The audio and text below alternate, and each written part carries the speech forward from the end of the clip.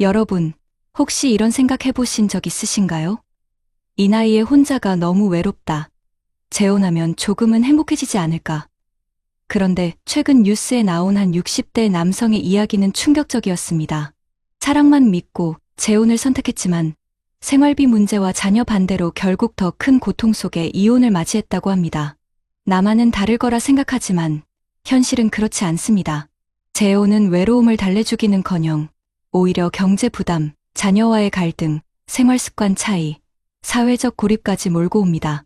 여러분도 혹시 나도 같은 상황에 빠지면 어쩌지 하는 두려움이 들지 않으신가요?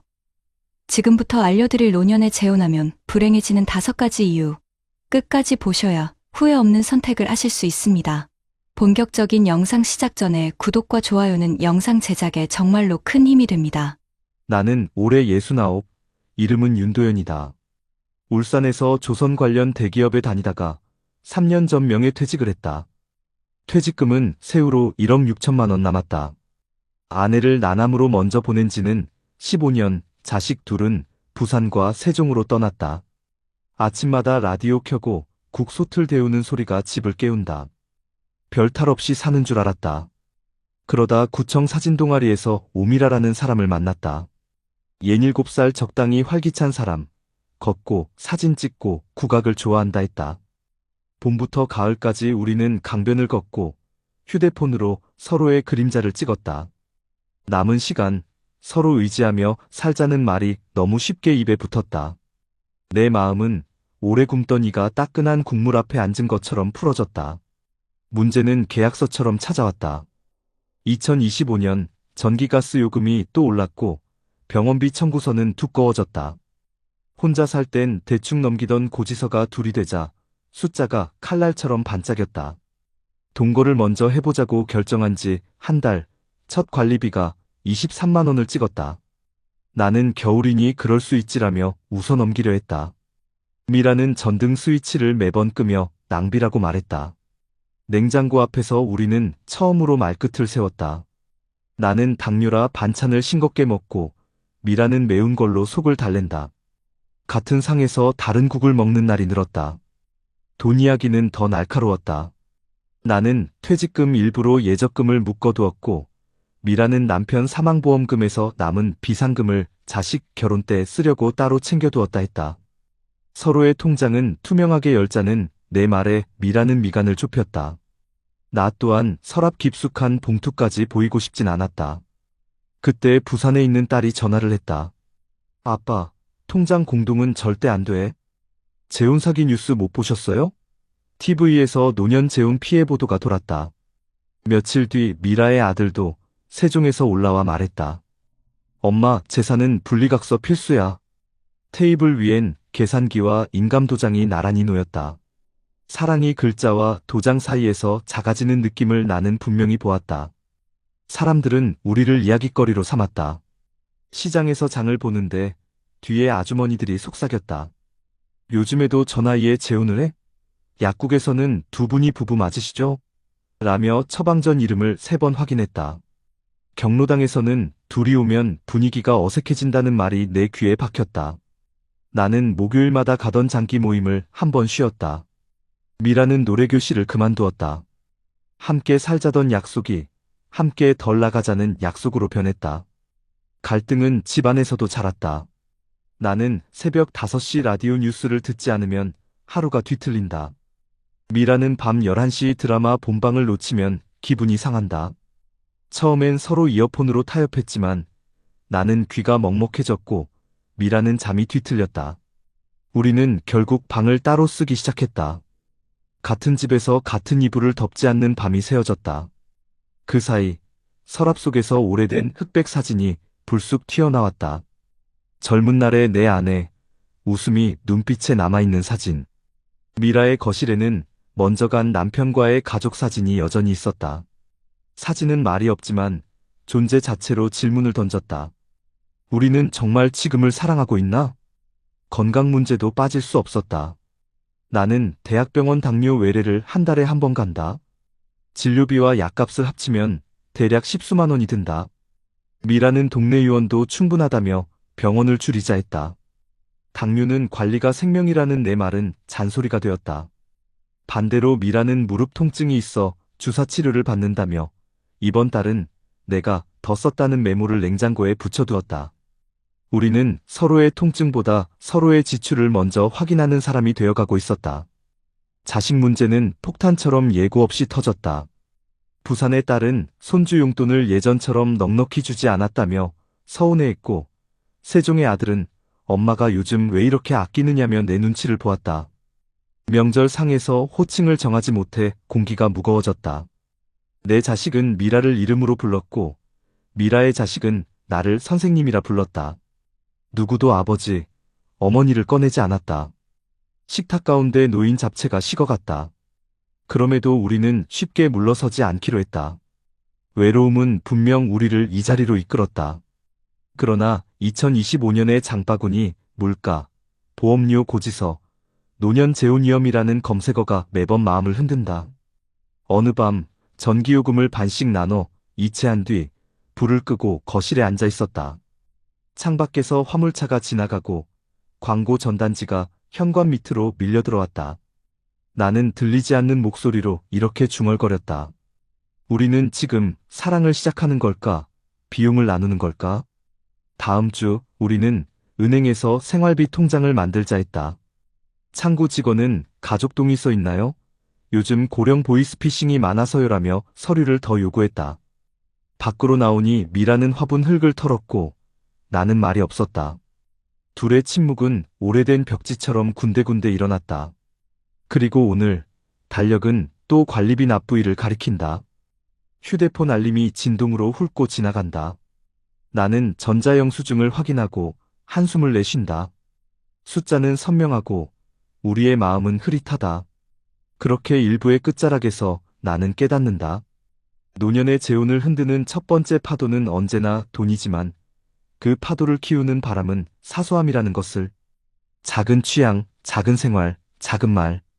그 작은 것들이 매일 자라 우리를 벽처럼 세운다. 그 벽 앞에서 나는 여전히 묻는다. 그래도 우리는 서로에게 봄이 될 수 있을까? 창밖 사이렌이 멀어지고 창틀엔 묵은 빗냄새가 스며든다. 냉장고가 켜졌다 꺼지고 시계 초침이 흐른다. 시간이 갈수록 숨은 더 막혔다. 올여름 폭염이 길어지자 전기요금 고지서엔 28만 원이라는 숫자가 찍혔다. 냉방비 탓이라 알면서도 그 종이를 바라보는 순간 등골이 오싹했다. 우리는 말없이 계좌이체를 반반씩 했다. 하지만 그날 밤 내 방에 홀로 앉아있던 나는 손가락으로 전자영수증을 확대해 보며 중얼거렸다. 이게 과연 동반자 관계인가? 그냥 비용 분담자가 된 건 아닌가? 그러던 어느 날 미라가 갑작스레 무릎 통증으로 응급실에 실려갔다. MRI 약가, 입원비까지 합치니 80만 원이 넘게 나왔다. 카운터 앞에서 나는 지갑을 열며 선뜻 카드를 내밀지 못했다. 내 퇴직금 잔액이 떠올랐고 자식들에게 설명해야 할 상황이 머리에 스쳤다. 그때 미라가 내 카드로 해요라고 낮게 말했지만 이미 우리는 서로에게 상처를 주고 있었다. 그녀는 돈이 그렇게 아까웠냐는 눈빛을 던졌고 나는 왜 이 짐이 내 어깨에만 얹히나라는 생각을 삼켰다. 갈등은 이제 일상이었다. 텔레비전 리모컨을 두고 다투고 냉장고 반찬통 위에 적힌 가격표를 보며 씁쓸해졌다. 외로움을 달래려 선택한 재훈이 더 깊은 고립으로 나를 몰아넣고 있었다. 나는 문득 떠오르는 말에 두려움을 느꼈다. 행복하려고 시작했는데 왜 나는 숫자와 계산만 바라보게 된 걸까? 하지만 그 고통의 시간을 지나면서 마음 한구석에 작은 깨달음이 움텄다. 문제의 뿌리는 돈이 아니라 준비 없는 선택이었다는 사실이다. 퇴직금과 연금, 생활비와 병원비, 자녀와 상속 문제까지 우리는 단 한 번도 차분히 합의하지 않았다. 그저 외롭다는 감정 하나로 모든 걸 덮을 수 있다고 착각했다. 나는 병원에서 퇴원 수속을 기다리던 미라의 옆모습을 바라보다가 처음으로 솔직히 말했다. 우리 다시 정리해보자. 돈은 어떻게 할지, 생활은 어떻게 할지, 자식과의 거리는 어디까지 둘지. 안 그러면 계속 서로를 원망하게 될 거야. 미라는 고개를 떨군 채 한참 만에 작게 대답했다. 맞아요. 나도 두려웠어요. 그런데 그냥 혼자 있는 게 너무 무서워서. 그 대답에 나는 오래 삼켜왔던 한숨을 토해냈다. 결국 우리는 방을 따로 쓰고 가게를 반반으로 나누고 자식 문제엔 서로 개입하지 않는다는 임시 규칙을 세웠다. 완벽하지 않았지만 서로의 상처를 덜 건드리기 위한 최소한의 장치였다. 돌이켜보면 노년의 재혼을 흔드는 건 거창한 사건이 아니다. 관리비 고지서 한 장, 약국에서 건네는 처방전, 자녀가 던지는 짧은 한마디 그 작은 파편들이 쌓여 벽이 된다. 그리고 그 벽 앞에서 우리는 자꾸 되묻게 된다. 내가 정말 행복해지려고 선택한 길이 맞을까? 혹시 여러분도 요즘 같은 생각을 하고 계신가요? 혼자가 외로워서 누군가와 다시 살면 더 나을 거라 믿고 계신가요? 하지만 준비 없는 재혼은 외로움을 덜어주는 게 아니라 때로는 더 깊은 상처를 남깁니다. 사랑이 중요하지만 사랑만으로는 부족합니다. 돈과 생활, 자녀와 과거, 그리고 세상의 시선까지 그 모든 것을 직시해야만 진짜 행복이 찾아옵니다. 오늘 제가 전한 이야기는 단지 한 사람의 실패담이 아닙니다.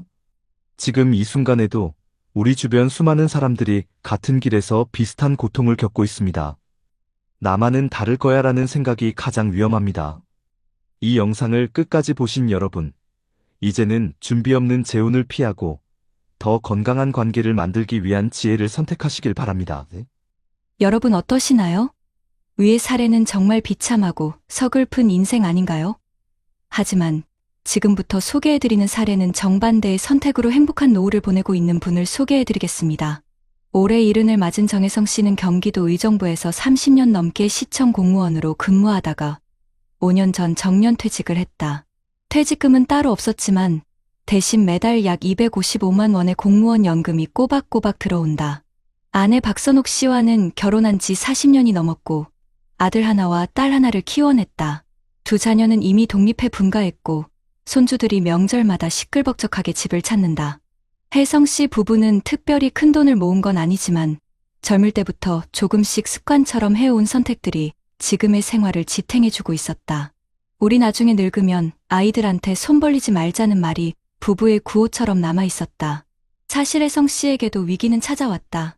2025년 들어 물가가 치솟으며 연금만으로 살림을 꾸리는 게 쉽지 않았다. 전기가스 요금은 작년보다 20% 넘게 뛰었고 마트 장바구니 물가는 늘어난 퇴직자들의 한숨과 함께 뉴스에 자주 등장했다. 여보, 오늘 배추 한 포기 값이 10,000원이래요. 10,000원. 예전엔 세 포기 김장에도 20,000원이 안 들었는데 아내의 말에 혜성 씨는 잠시 멈춰서서 계산기를 두드렸다. 하지만 불평만 하고 있지는 않았다. 두 사람은 이미 생활비와 여가비, 의료비를 따로 구분해 기록해 두고 있었기 때문이다. 아내는 매달 연금 중 일정 금액을 생활비 통장으로, 나머지는 적립식 CMA 계좌로 자동이체해 두었다. 의료비는 따로 봉투에 현금으로 보관하며 매달 병원비와 약값을 꼼꼼히 기록했다. 또 하나의 도전은 자녀 문제였다. 아들 내외가 전세 만기를 앞두고 집 문제로 고민을 털어놨다.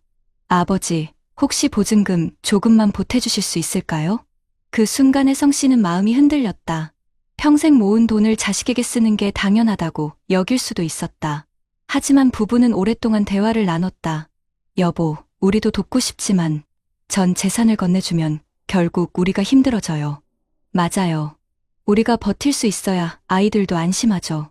딱 도와줄 만큼만 하고 나머지는 아이들이 감당하도록 해야 해요. 결국 부부는 손주 교육비 명목으로 매달 소액만 지원해 주기로 하고 집 문제는 아들 부부가 대출과 저축으로 해결하게 했다. 자녀와 갈등이 깊어질 수도 있는 상황이었지만 솔직하게 원칙을 세운 덕분에 오히려 관계는 더 건강해졌다.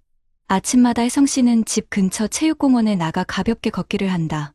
공원에서 만난 이웃들과 오늘도 물가가 또 올랐다는 이야기를 나누지만 그는 늘 웃으며 대답했다. 그래도 아직은 살만해요. 계획 세워둔 게 있으니까요. 집에 돌아오면 아내가 따뜻한 국을 끓이고 함께 앉아 신문을 본다. 신문 기사 속에 노인 빈곤율 OECD 1위라는 제목이 크게 실려 있어도 혜성 씨는 고개를 끄덕이며 말했다. 우리도 조심해야지. 그래서 매달 생활비 점검하는 게 괜히 하는 일이 아니야. 주말에는 손주들이 찾아와 할아버지, 할머니를 부르며 뛰어다닌다. 저녁 식탁에 둘러앉아 아이들의 재롱을 보며 부부는 눈빛을 주고받는다.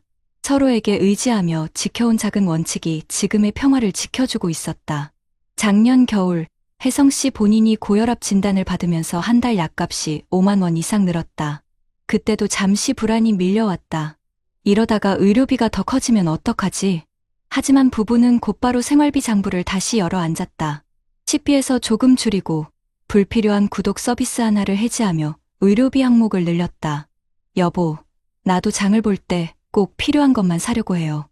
쓸데없는 간식거리 줄이면 되지. 나도 새 신발 사려던 거 내년으로 미루자. 우린 아직 버틸 수 있어. 이런 대화 끝에 불필요한 긴장감 대신 함께 대처한다는 안도감이 생겼다. 위기는 있었지만 부부는 그것을 정직하게 마주하고 작은 조정을 통해 돌파했다. 정혜성 씨 부부의 삶은 거창하지 않았다. 그러나 매달 들어오는 연금을 지출과 저축으로 나누어 관리하고 자녀와의 경계도 지켜내며 생활 속 작은 갈등을 대화로 풀어내는 습관이 있었다. 외로움을 달래려고 서둘러 결정을 내리거나 자식에게 무조건 의존하지 않았다. 그들의 일상은 평범했지만 그 평범 속에 노후를 단단히 지켜주는 힘이 있었다. 그리고 지금 이른의 나이에 부부는 서로를 바라보며 이렇게 말한다. 우리가 젊을 때 조금씩 준비해둔 덕분에 지금 웃을 수 있는 거야. 2024년 말 혜성 씨에게 또 한 번 위기가 찾아왔다. 아내 선옥 씨가 정기검진에서 갑상선 종양 진단을 받은 것이다. 다행히 악성은 아니었지만 수술과 치료비를 합치면 300만 원 이상이 필요했다. 병원비가 한꺼번에 빠져나가면 가게에 큰 타격이 될 수 있었다. 여보, 나 때문에 우리 살림 무너지는 거 아니에요? 선옥 씨의 눈에 눈물이 맺혔다. 혜성 씨는 곧바로 아내의 손을 잡았다. 무슨 소리야.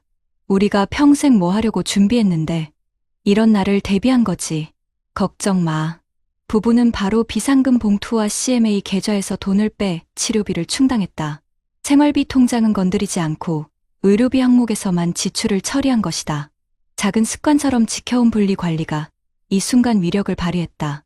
수술은 무사히 끝났고 아내는 회복 중이었다. 병원비로 큰돈이 나갔지만 생활은 무너지지 않았다. 그날 밤 혜성 씨는 조용히 중얼거렸다. 우리가 늘 지켜온 원칙이 이렇게 큰 힘이 되는구나. 아내가 회복하는 동안 두 사람은 매일 작은 산책을 했다. 동네 공원 벤치에 앉아 혜성 씨는 아이들과 손주 이야기를 꺼냈다. 우리 애들이 집 문제로 부탁할 때 솔직히 마음이 약해지긴 했지. 나도 그래요. 부모 마음이 다 그렇잖아요. 그런데 우리가 원칙을 세워서 참 다행이에요. 지금 우리가 쓰러졌다면 애들도 오히려 더 힘들었을 거예요. 그 대화 속에서 부부는 서로의 선택을 다시 한번 확인했다. 자식에게 전부를 내주지 않고 노후를 스스로 책임진다는 원칙, 그것이 오히려 자식과의 관계를 지켜주고 있었다. 손주들이 놀러와 웃음을 터뜨릴 때 그 평화는 더욱 분명하게 느껴졌다. 2025년 봄, 혜성 씨는 친구 모임에 나갔다. 같은 나이 또래 친구 중 몇몇은 재혼 문제로 갈등하거나 퇴직금을 다 써버리고 자녀에게 의존하다가 힘든 상황에 놓여 있었다. 도연이는 퇴직금 다 날려서 지금 월세 산다더라. 또 한 명은 자식한테 전 재산 주고 나서 돌봄조차 못 받는다네. 그 이야기를 들으며 혜성 씨는 마음이 무거워졌다. 하지만 동시에 확신이 생겼다. 우리가 지켜온 습관이 결국 우리를 지켜준 거구나. 혜성 씨 부부의 하루는 여전히 소박하다. 아침에 같이 신문을 읽고 점심은 김치찌개를 함께 끓여 나눠 먹고 저녁에는 동네 마트를 걸어다니며 장을 본다. 특별한 호화로움은 없지만 그들의 얼굴에는 안정감이 있다.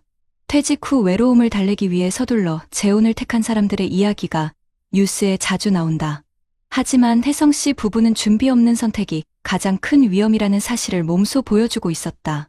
여보, 앞으로도 아껴 쓰고 건강 잘 챙기면서 손주들 뛰어노는 거 오래오래 같이 보자. 그래요. 우리가 지금까지 해온 것처럼 조금씩만 지켜가면 돼요. 두 사람의 대화는 거창하지 않았지만 바로 그 평범함이 노후의 가장 큰 행복이었다. 여러분, 이 이야기는 단순히 한 부부의 사례가 아닙니다. 2025년 대한민국, 우리 주변 수많은 6070대의 현실이기도 합니다. 누군가는 준비 없이 선택해 후회하고 누군가는 작은 습관과 원칙 덕분에 웃고 있습니다. 나만은 달을 거야라는 안일함이 아니라 나도 준비해야지라는 다짐이 필요합니다. 여러분, 지금까지 보신 사례가 단지 한 개인의 이야기가 아니라는 사실을 아십니까? 실제로 국내외 통계와 연구 결과들을 살펴보면 노년의 재혼이나 노년 부부의 관계 안정성이 얼마나 복잡한 문제인지 분명히 드러납니다. 먼저 대한민국 통계청의 고령자 통계를 보면 65세 이상 노인의 재혼 건수는 해마다 꾸준히 증가하고 있습니다.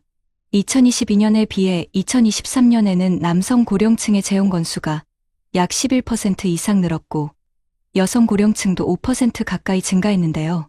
특히 황혼 이혼 또한 크게 늘면서 이혼 후 재혼이라는 흐름이 동시에 일어나고 있다는 점이 눈길을 끕니다. 실제로 65세 이상 고령층의 이혼 건수는 2022년에 비해 2023년에 약 15% 가까이 증가했습니다. 단순히 외로움만의 문제가 아니라 현실적으로 많은 분들이 관계에서 갈등을 겪고 있다는 반증이죠. 경제적 상황도 빼놓을 수 없습니다. 통계청 가계금융복지조사에 따르면 65세 이상 가구의 평균 순자산은 약 4억 5천만 원 수준인데 그 대부분이 부동산으로 묶여 있고 현금성 자산이나 저축 비중은 매우 낮습니다. 다시 말해 집은 있지만 당장 생활비로 쓸 수 있는 돈은 부족하다는 뜻이죠. 실제로 한국보건사회연구원의 자료를 보면 고령 가구의 상당수가 매달 연금과 기초생활비만으로 빠듯하게 버티고 있으며 예기치 않은 의료비나 돌발 지출이 생기면 바로 위기에 빠질 수 있는 구조를 가지고 있습니다. 앞서 사례에서처럼 병원비 몇백만 원이 삶을 뒤흔드는 이유가 바로 여기에 있습니다. 학술 연구들도 같은 이야기를 전합니다. 국내 한 연구에서는 60세 이상 기혼 노인 400여 명을 조사했는데 노년 부부의 결혼 안정성을 해치는 가장 큰 요인은 경제적 불안정, 만성질환, 그리고 자녀와의 갈등이라고 합니다. 특히 자녀의 지지 여부가 중요한 변수로 작용하는데요. 자녀가 재혼을 반대하거나 재산 문제로 불신을 드러낼 경우 부부 사이의 애정과 의사소통이 아무리 좋아도 관계가 크게 흔들린다는 결과가 나왔습니다. 반대로 자녀가 최소한의 이해와 지지를 보내주면 갈등이 크게 완화된다고 합니다. 이것은 사례 속 인물들이 겪었던 현실과 정확히 맞닿아 있습니다. 또 다른 연구에서는 부부 간 갈등 영역을 세분화했는데 그 중에서도 애정 및 성적 친밀성과 의사소통의 질이 안정성을 좌우하는 핵심 요인으로 나타났습니다. 단순히 돈 문제만이 아니라 작은 생활 습관의 차이나 사소한 말다툼이 쌓일수록 갈등이 증폭된다는 거죠. 앞서 불행한 노후를 보낸 사례에서 TV 소리 크기나 식습관 차이가 매일 싸움의 불씨가 되었던 것도 바로 이 지점과 맞아떨어집니다. 해외 연구도 흥미로운 결과를 보여줍니다. 미국과 유럽의 노년 부부를 대상으로 한 여러 조사에서 혼자 사는 노인보다 부부로 지내는 노인이 상대적으로 병원비 지출을 효율적으로 관리하고 여가 활동 참여율도 높으며 우울 증상이 낮은 것으로 나타났습니다. 하지만 여기에는 조건이 붙습니다. 경제적 기반이 안정적이고 갈등 관리 능력이 있는 경우에만 이런 긍정적인 효과가 나타난다는 겁니다. 준비 없이 재혼을 하거나 자녀와의 갈등을 방치하는 경우에는 오히려 고립감과 갈등이 심화된다는 보고가 있습니다. 결국 통계와 연구들이 공통적으로 말하는 바는 분명합니다. 경제적 준비와 자녀와의 관계 설정, 부부 간 의사소통과 갈등 관리가 노년의 재혼과 결혼 생활에서 가장 중요한 핵심 요소라는 것입니다. 사례에서 보셨듯 이를 소홀히 한 사람은 불행을 맞았고 반대로 이를 미리 대비하고 지켜낸 사람은 안정된 삶을 살고 있었습니다.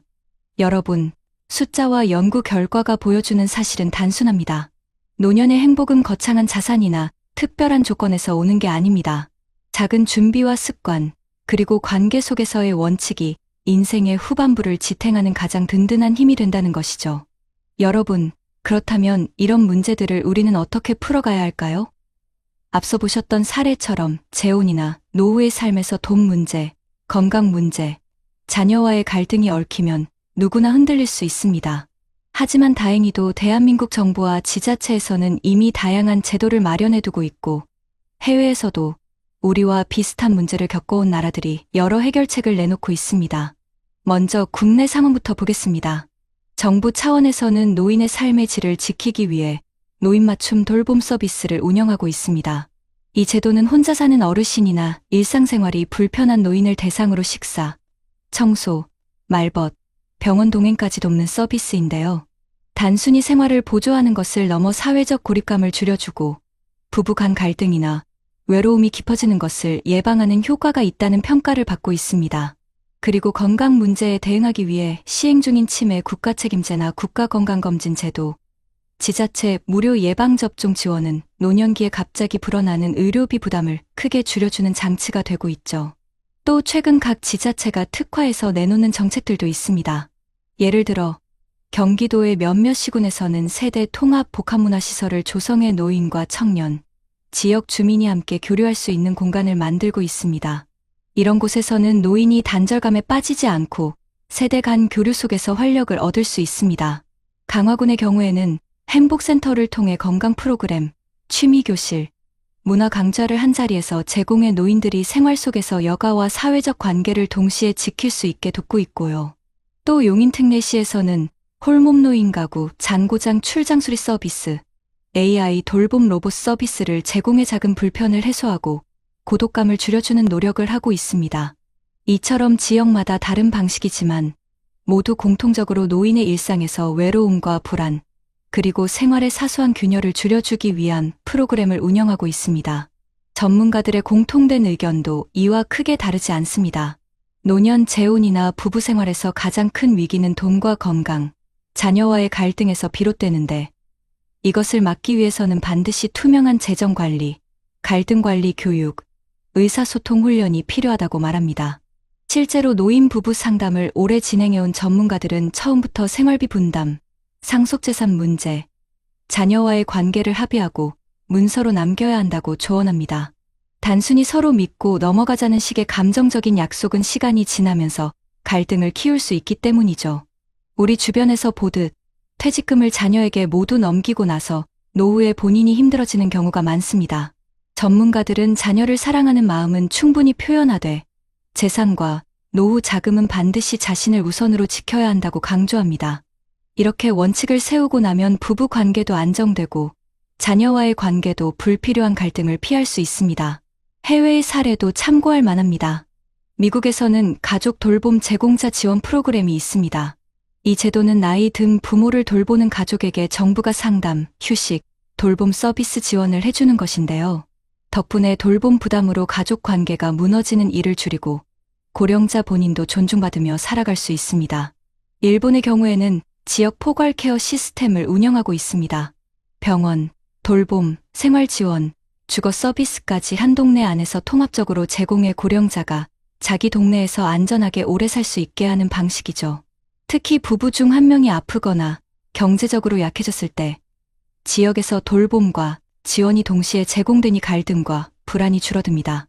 유럽의 여러 나라에서는 세대 통합형 커뮤니티, 하우징이 점차 확산되고 있는데 노인이 혼자 큰 집을 유지하는 대신 관리비와 생활비가 줄어드는 소형 주거에 살면서 주변의 커뮤니티 시설과 의료, 여가 서비스를 함께 배치해 안정감을 높이고 있습니다.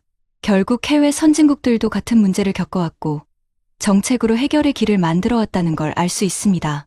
여러분, 여기서 중요한 건 나와는 상관없는 이야기라고 생각하지 않는 겁니다.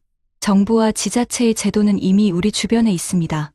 문제는 우리가 그것을 알고 활용하느냐, 그렇지 않느냐입니다.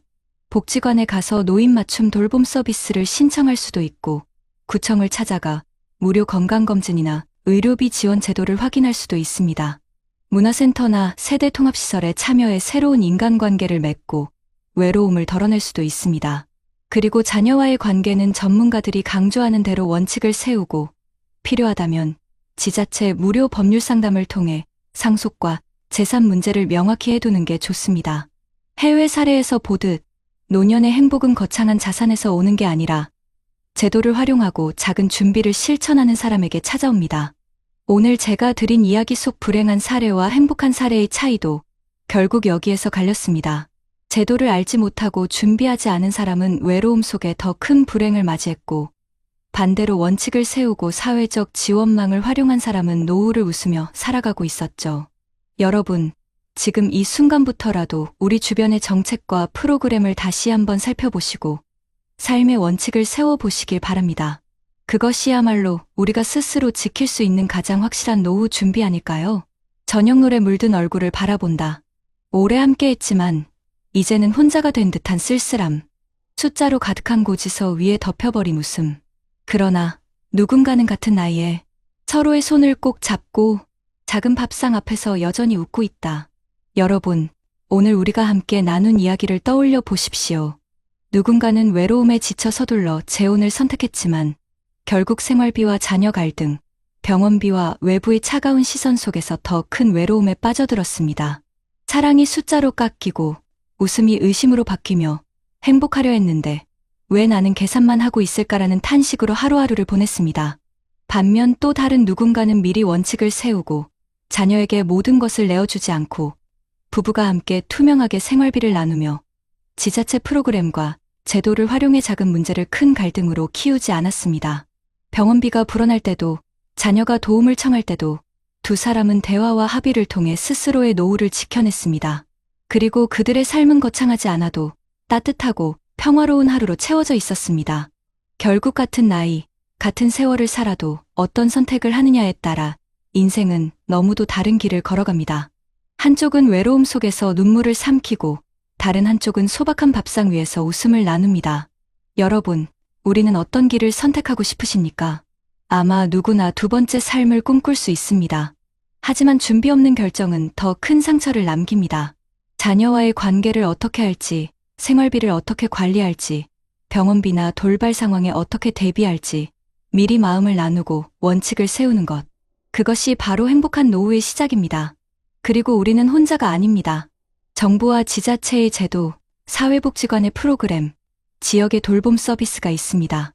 그것을 외면하지 않고 손을 내밀고 적극적으로 활용하는 사람이 결국 더 든든한 노후를 만들어갑니다. 여러분, 50대와 60대, 그리고 이미 70대를 걷고 계신 분들, 오늘의 이야기가 남의 일이 아닐 겁니다. 어쩌면 바로 내 옆에서 혹은 내 안에서 시작되고 있는 현실일지도 모릅니다.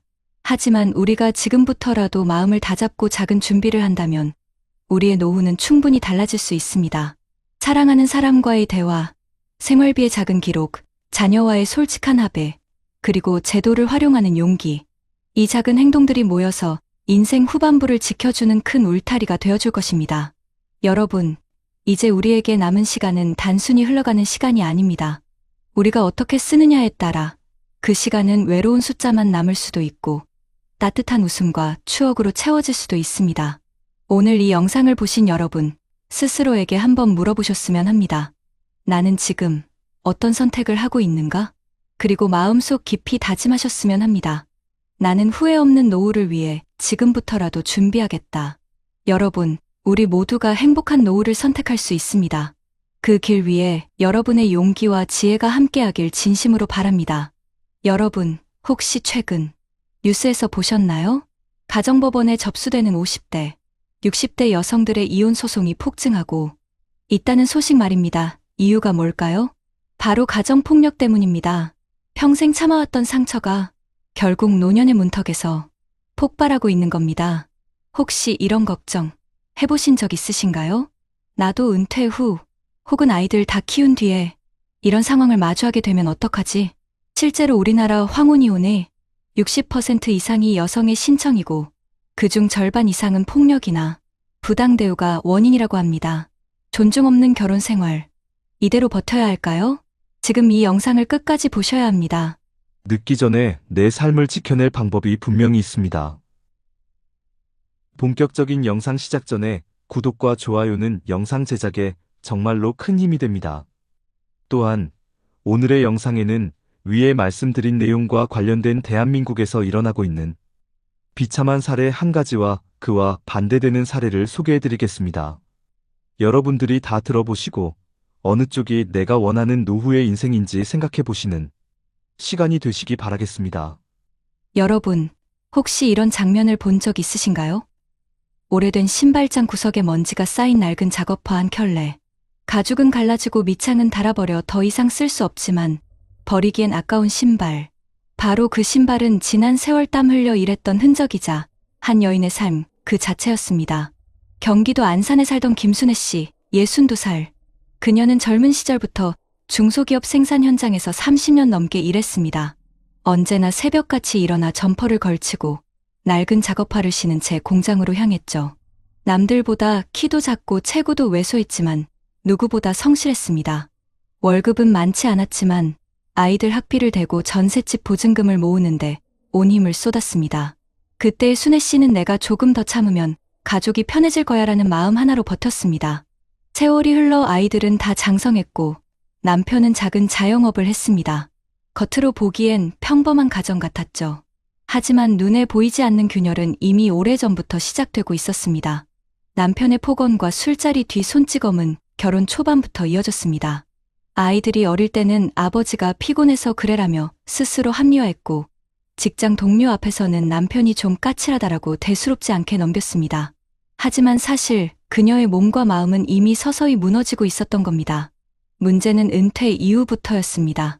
김순애 씨는 환갑을 앞두고 결국 회사를 그만뒀습니다. 떠나올 때 손에 들려 있던 것도 다 달아버린 작업화뿐이었습니다. 퇴직금은 많지 않았습니다. 30년 넘게 일했지만 중소기업이다 보니 받은 건 고작 3천만 원 남짓. 남편은 그 돈으로 빚을 갚자고 했고 결국 순애 씨 손에 남은 건 거의 없었습니다. 앞으로는 이제 같이 편하게 살자던 남편의 말은 허공에 흩어졌습니다. 은퇴 후 그녀의 하루는 달라졌습니다. 새벽에 눈을 떠도 갈 곳이 없었고 빈집에 남편과 단둘이 있어야 했습니다. 아이들은 모두 독립해 집을 떠났고 순애 씨의 생활 반경은 좁아졌습니다. 하지만 더 큰 문제는 남편의 태도였습니다. 돈도 못 벌면서 집에서 뭐하냐, 밥이나 제대로 해라라는 말이 날마다 이어졌습니다. 작은 일에도 목소리가 높아졌고 술만 마시면 주먹이 날아왔습니다. 과거에는 자식들을 핑계로 참았다면 이제는 그조차 없었습니다. 가장 기억에 남는 건 작년 여름의 일이었습니다. 무더운 날씨에 남편이 술을 마시고 늦게 들어왔습니다. 순애 씨가 조심스레 이제 술 좀 줄이면 좋겠다고 말했을 때 남편은 얼굴이 붉어진 채 냉수를 들이켜더니 그대로 밥상을 엎어버렸습니다. 그리고는 그녀의 어깨를 심하게 밀쳤죠. 그날 순애 씨는 팔에 큰 멍이 들었고 며칠 동안 팔을 제대로 쓰지도 못했습니다. 하지만 병원에 갈 수도 없었습니다. 동네 사람들이 알면 창피하다는 남편의 말 때문이었습니다. 작업화가 있던 신발장을 바라보며 순애 씨는 생각했습니다. 내가 이 신발을 신고 평생 버텼는데 왜 집에서는 이렇게 발 디딜 틈조차 없을까? 눈물이 핑 돌았지만 그 눈물을 닦을 새도 없이 다시 주방으로 향했습니다. 갈등은 점점 더 깊어졌습니다. 생활비 문제도 큰 갈등의 불씨가 되었습니다. 은퇴 후 남편의 가게는 손님이 줄어 겨우겨우 유지되는 수준이었고 순애 씨의 퇴직금은 이미 사라진 지 오래였습니다. 국민연금으로 나오는 건 한 달에 겨우 70만 원 남짓. 전기세, 가스비, 병원비를 내고 나면 손에 쥘 것도 없었습니다. 그때마다 남편은 화를 냈습니다. 돈도 안 벌어오면서 왜 이렇게 많이 쓰냐는 말이 그녀의 가슴을 후벼 팠습니다. 순애 씨는 나이가 들수록 더 큰 모욕을 느꼈습니다. 남편은 친구들 앞에서 그녀를 집에만 있는 늙은 여자라고 소개했고 아이들 앞에서는 내 엄마는 이제 쓸모가 없다고 농담처럼 말했습니다. 하지만 정작 그 말들은 그녀의 심장을 도려내는 칼날이었습니다. 집 안에서조차 존중받지 못하는 삶. 그것은 퇴직 이후 더 잔인하게 다가왔습니다. 갈등은 작은 대화에서도 폭발했습니다. 하루는 순애 씨가 손주를 돌봐주고 돌아왔을 때 일이었습니다. 지쳐 돌아와 저녁 준비를 하지 못하자 남편은 도대체 넌 집에서 뭘 하냐며 소리를 질렀습니다. 그리고 냉장고 문을 세게 닫으며 차라리 나가서 돈이라도 벌어라고 했습니다. 하지만 이미 일자리를 구하기에는 나이가 많았고 몸도 따라주지 않았습니다. 그날 밤 그녀는 다시 신발장을 열었습니다. 먼지가 쌓인 낡은 작업화를 바라보며 속으로 중얼거렸습니다. 저 신발은 날 버티게 했는데 지금은 날 지켜줄 게 하나도 없구나. 이제는 자식들도 예전처럼 자주 찾지 않았습니다. 자녀들은 각자 가정을 꾸리느라 바빴고 순애 씨의 고통을 세세히 알지 못했습니다. 엄마, 그냥 참고 살아. 나이 들어서 이혼하면 더 힘들어. 아이들의 말은 칼처럼 꽂혔습니다. 참는 게 답일까? 아니면 이제라도 달라져야 할까? 그녀의 마음은 끝없이 흔들렸습니다. 그녀의 하루는 점점 침묵으로 가득 찼습니다. 아침에 눈을 떠도 남편이 툭 던지는 말 몇 마디 외에는 누구와도 대화하지 않았습니다.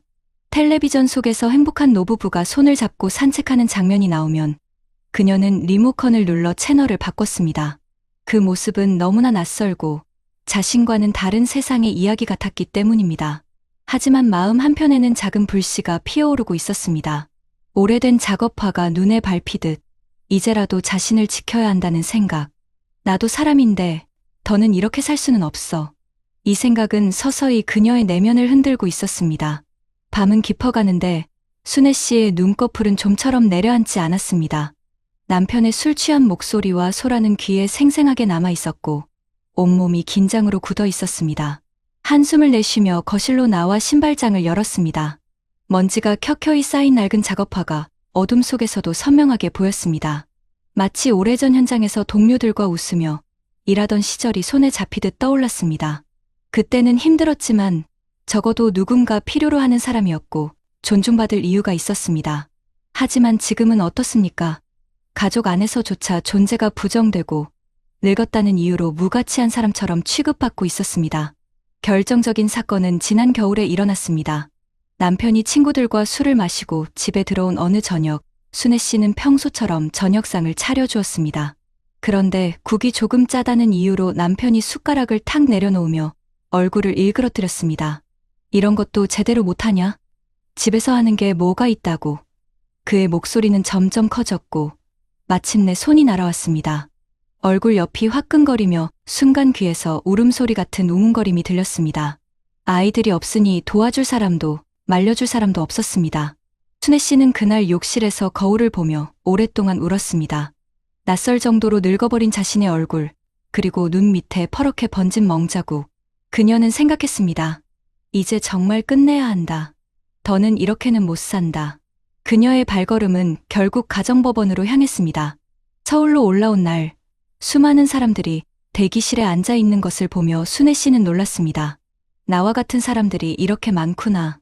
어떤 이는 주름진 손을 떨며 서류를 붙잡고 있었고, 어떤 이는 눈물을 훔치며 상담실로 들어갔습니다. 중년 이후의 여성들이 폭력과 모욕 속에 버티다 결국 이 자리에 서 있다는 사실이 그녀의 마음을 더욱 무겁게 했습니다. 하지만 동시에 나만 그런 게 아니구나라는 묘한 위안도 들었습니다. 상담실에서 만난 변호사는 조용히 물었습니다. 언제부터 폭력이 시작됐나요? 순애 씨는 떨리는 목소리로 30년 전 결혼 초부터 이어진 일들을 이야기했습니다. 아이들 때문에 참았던 날들, 이웃 눈치에 병원조차 못 갔던 사연, 그리고 퇴직 이후 더욱 심해진 남편의 폭언과 손찌검까지. 변호사는 고개를 끄덕이며 말했습니다. 이건 분명 가정폭력에 해당합니다. 지금까지 참아오신 게 오히려 더 놀랍습니다. 그 말에 순애 씨는 목이 메어 아무 대답도 하지 못했습니다. 이혼 소장을 준비하는 과정은 쉽지 않았습니다. 재산을 나누는 문제도 막막했습니다. 부부가 함께 살던 아파트는 남편 명의로 되어 있었고 순애 씨의 이름으로 된 건 거의 없었습니다.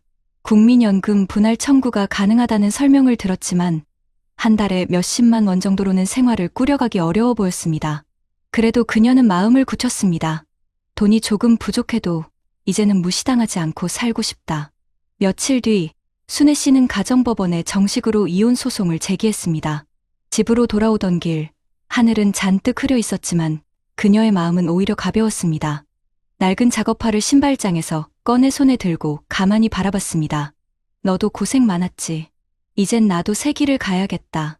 그 순간 오래된 신발이 그녀의 결심을 지지해주는 동반자처럼 느껴졌습니다. 이후로도 남편과의 다툼은 이어졌습니다. 내가 감히 이혼을 해. 내 나이에 뭘 할 수 있다고. 남편의 비웃음이 귓가에 맴돌았지만 예전처럼 움츠러들지 않았습니다. 그녀는 아이들에게 사실을 알렸습니다. 아들은 처음에 놀라며 말렸습니다. 엄마, 지금 이혼하면 생활이 더 힘들어질 거야. 하지만 순애 씨는 담담히 말했습니다. 생활이 힘든 건 참을 수 있어. 하지만 모욕과 폭력은 더는 못 참는다. 딸은 눈물을 글썽이며 엄마의 손을 잡았습니다. 엄마, 이제라도 용기를 낸 게 대단해요. 제가 도와드릴게요. 시간은 걸렸지만 결국 이혼 판결이 내려졌습니다. 순애 씨는 혼자가 되었습니다. 아파트를 정리하고 보증금 1,000만 원에 월세 50만 원짜리 작은 원룸으로 들어갔습니다. 방 한 칸, 부엌도 좁았지만 적어도 두려움 없이 숨 쉴 수 있는 공간이었습니다. 무엇보다 남편의 발소리를 두려워하며 눈치 보던 과거에서 벗어났다는 사실이 가장 큰 해방이었습니다. 하지만 현실은 녹록지 않았습니다. 매달 들어오는 연금과 아르바이트로 생계를 이어가야 했습니다. 동네 마트에서 계산원 보조 일을 하며 하루하루를 버텼습니다. 몸은 힘들었지만 적어도 그곳에서는 누구도 그녀를 함부로 대하지 않았습니다. 나이든 자신에게 수고하셨어요라고 말해주는 젊은 동료들의 한마디가 그렇게 따뜻하게 느껴질 수 없었습니다. 저녁이 되면 그녀는 낡은 작업화를 꺼내어 베란다에 두고 바라보았습니다. 때로는 눈물이 나기도 했지만 동시에 묘한 힘도 솟았습니다. 그 신발은 평생 자신을 버티게 했고 이제는 새로운 삶을 응원하는 상징이었습니다. 여러분, 이런 이야기가 남의 일 같으신가요? 사실 지금 이 순간에도 가정법원에는 수많은 중년 여성들의 이혼 소송이 접수되고 있습니다. 오랜 세월 참아온 폭력과 무시는 결국 존엄을 무너뜨립니다. 김순애 씨의 이야기는 단지 한 사람의 사연이 아닙니다.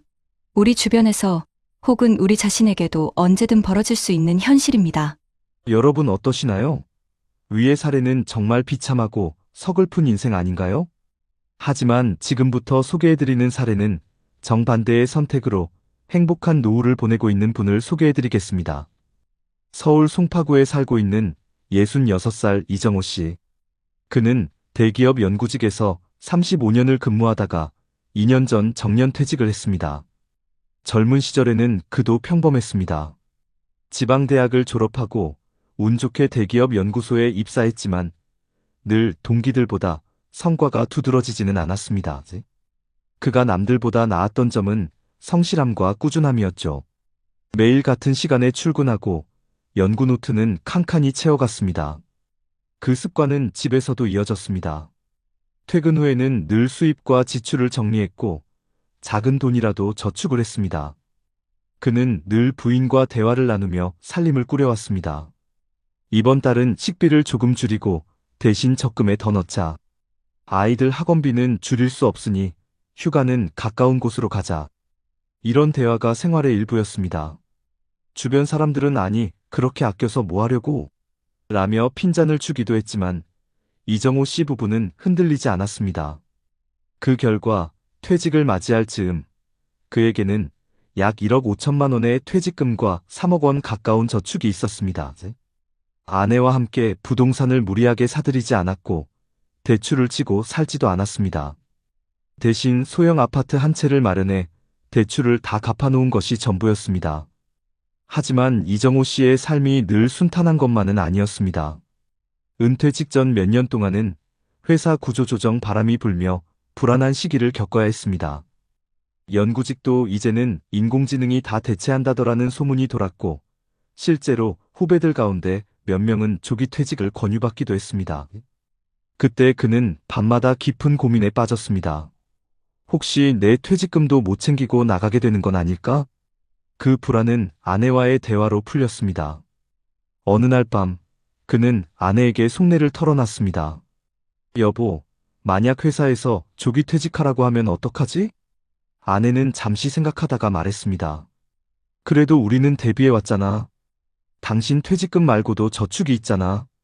그게 얼마나 다행이야? 괜찮아. 그 순간 그는 비로소 지난 세월이 헛되지 않았음을 실감했습니다. 젊을 때부터의 절약과 저축, 그리고 부부가 함께 세운 원칙이 위기 앞에서 큰 힘이 되어준 겁니다. 퇴직을 하던 날 동료들이 술자리를 마련해 주었습니다.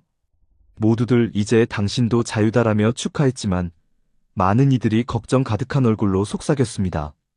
퇴직금 받아도 금방 쓸 거야. 조심해. 집에만 있으면 부부 싸움 난다니까. 나도 요즘 힘들어. 이정호 씨는 그 말들이 단순한 농담이 아니라는 것을 알고 있었습니다. 실제로 주변 동료들 중에는 퇴직금으로 주식에 투자했다가 절반 이상을 날린 이도 있었고 카페 창업에 도전했다가 빚만 떠하는 사람도 있었습니다. 그는 달랐습니다. 퇴직 직후 은행 창구에서 퇴직금을 수령할 때 그는 큰 결심을 했습니다. 절대 무리하지 않는다. 지키는 게 벌어들이는 것보다 중요하다. 그는 퇴직금 일부를 안정적인 연금 상품에 넣었고 일부는 예금으로 남겼습니다. 그리고 생활비는 국민연금과 퇴직연금에서 나오는 월 250만 원으로 충분히 충당할 수 있었습니다. 은퇴 후 첫 몇 달은 낯설었습니다.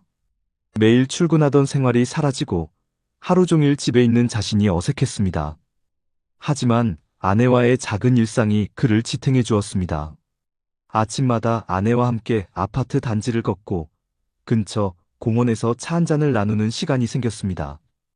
한 번은 손주가 놀러와 낡은 작업화를 들여다보며 물었습니다. 할아버지, 이 신발 왜 안 버려요? 이정호 씨는 웃으며 대답했습니다. 이거 내가 현장에서 연구할 때 맨날 신던 신발이야. 이 신발 덕분에 우리가 집도 사고 내 아빠 학비도 냈지. 손주는 고개를 끄덕이며 신기하다는 듯 신발을 만졌습니다. 가족 안에서 존중받는 순간 그는 더없이 행복했습니다. 하지만 그의 노후가 늘 행복한 순간만 있는 건 아니었습니다. 은퇴 후 1년쯤 되었을 때 작은 위기가 찾아왔습니다. 둘째 딸 부부가 갑작스러운 실직으로 어려움을 겪게 된 겁니다. 사위의 직장이 구조조정으로 문을 닫으면서 한동안 수입이 끊겼습니다. 딸은 조심스레 전화를 걸어왔습니다. 아빠, 혹시 한 달만 생활비 좀 도와줄 수 있을까? 아내는 잠시 주저했지만 이정호 씨는 단호하게 말했습니다. 걱정하지 마라. 네가 힘들 때 우리가 도와주려고 모아둔 거다. 그는 준비해둔 비상금에서 100만 원을 딸에게 보냈습니다. 그리고는 아내에게 말했습니다. 이럴 때 쓰려고 모아둔 거지. 우리 생활에는 지장 없어. 이 작은 선택이 가족 간 신뢰를 더 깊게 만들었습니다.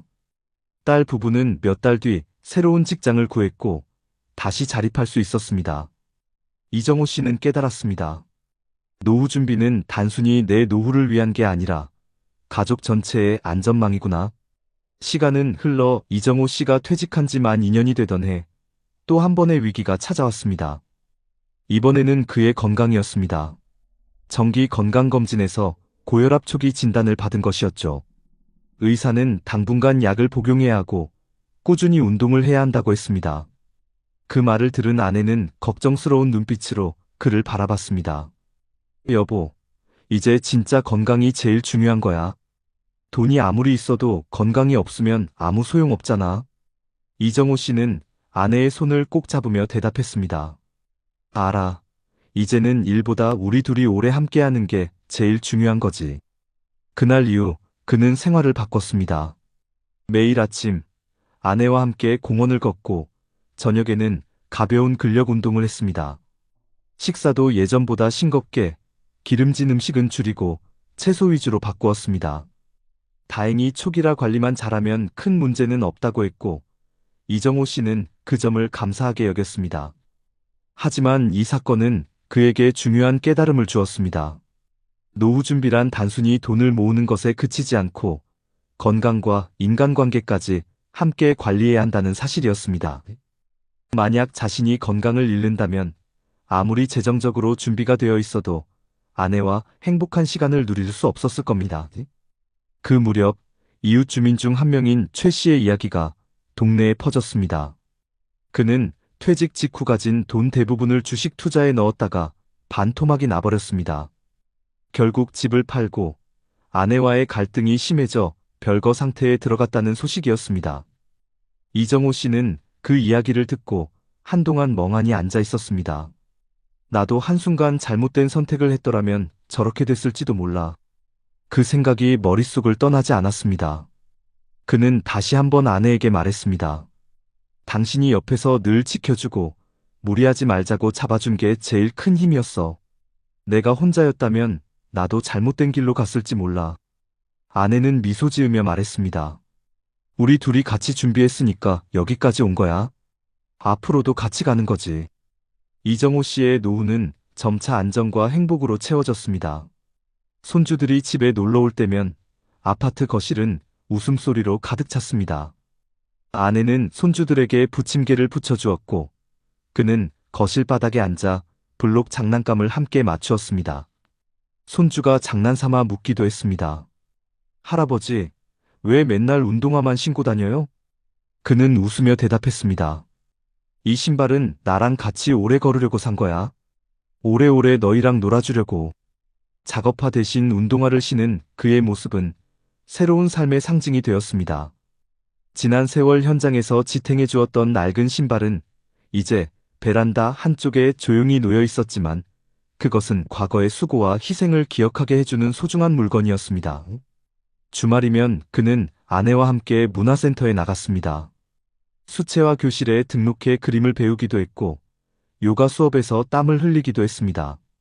아내는 꽃꽂이를 배우며 새로운 취미를 찾았고, 두 사람은 매번 돌아오는 길에 손을 꼭 잡고 걸었습니다. 여보, 우리가 이렇게 취미를 즐길 줄은 몰랐네. 그러게. 예전에는 먹고 사는 게 바빠서 이런 건 꿈도 못 꿨잖아. 두 사람은 늦게 찾은 여유를 소중히 여겼습니다. 이정호 씨는 종종 혼자 생각했습니다. 내가 왜 이렇게 비교적 평탄하게 노후를 보내고 있는 걸까? 그리고 스스로 답을 내렸습니다.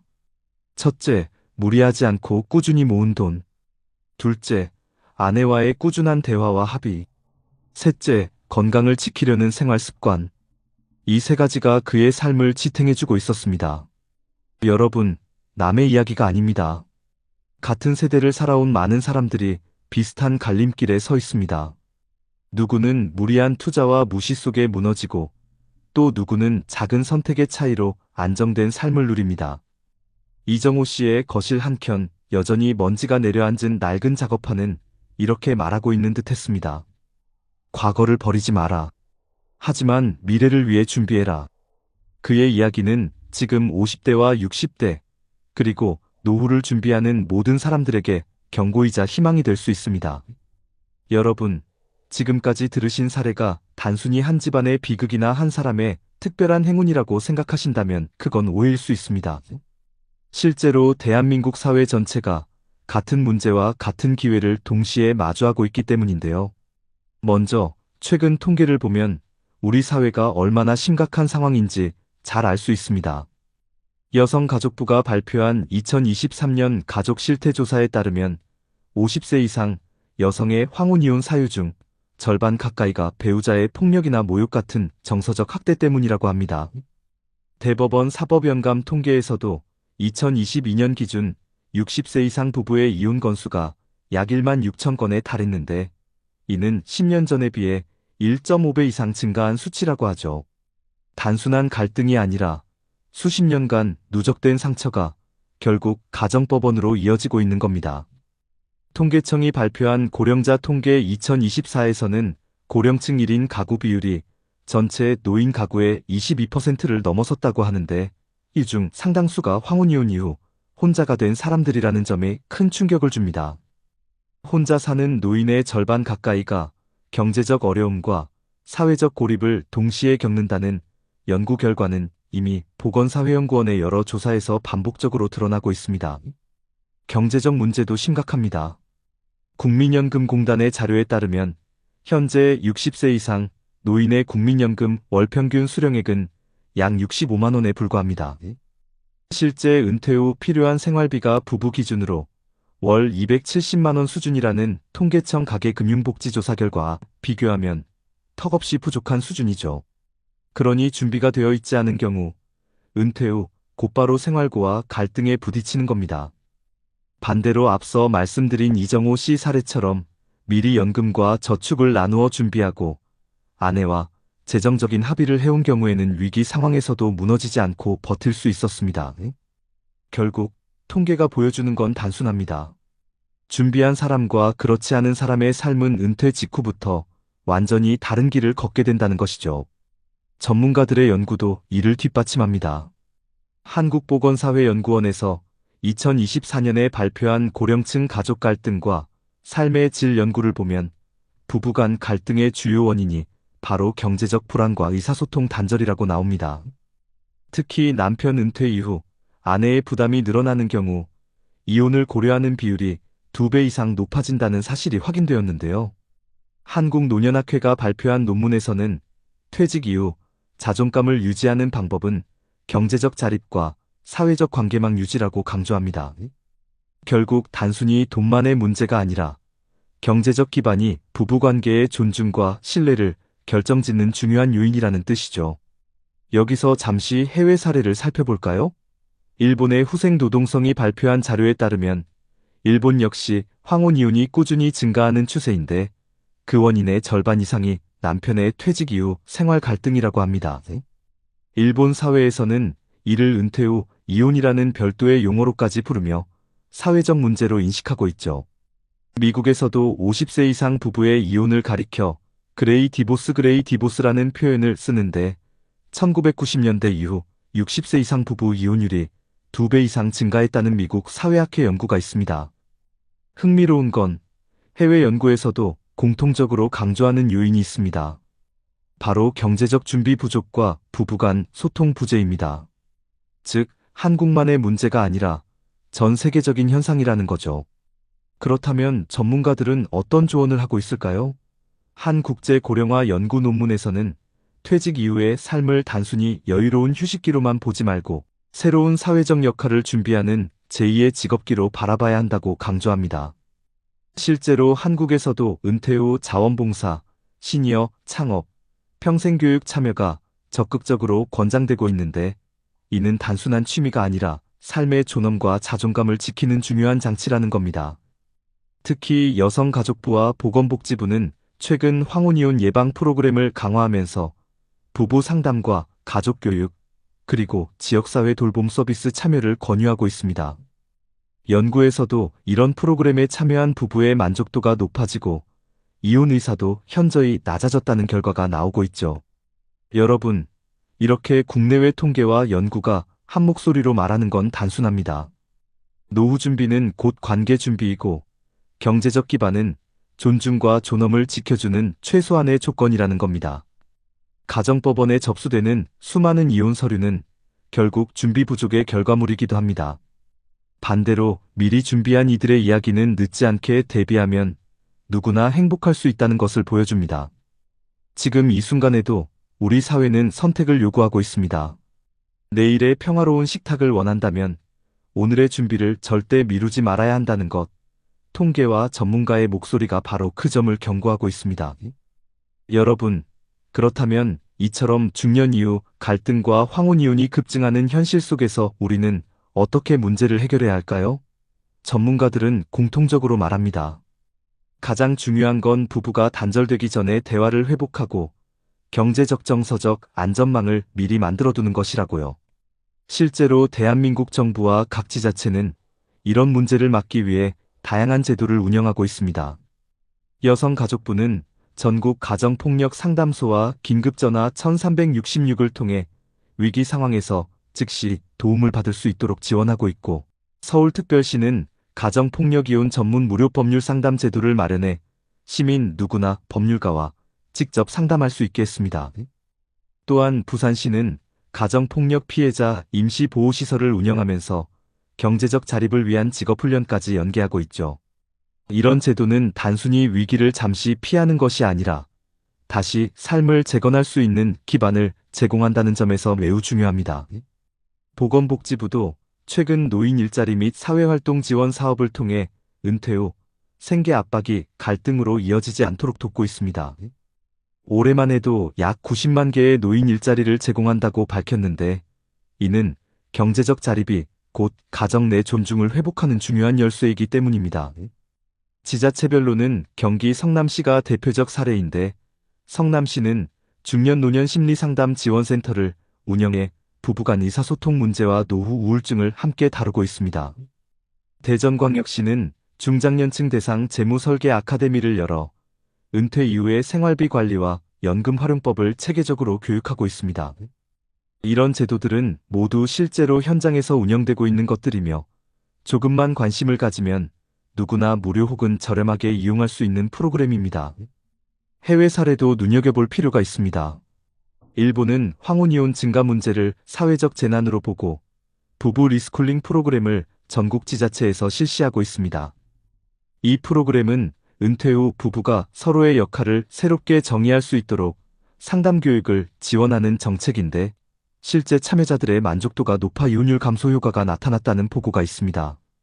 독일은 부부 갈등이 사회 전체의 문제라고 보고 국가 차원에서 부부 심리 상담 비용의 70% 이상을 건강보험으로 지원합니다.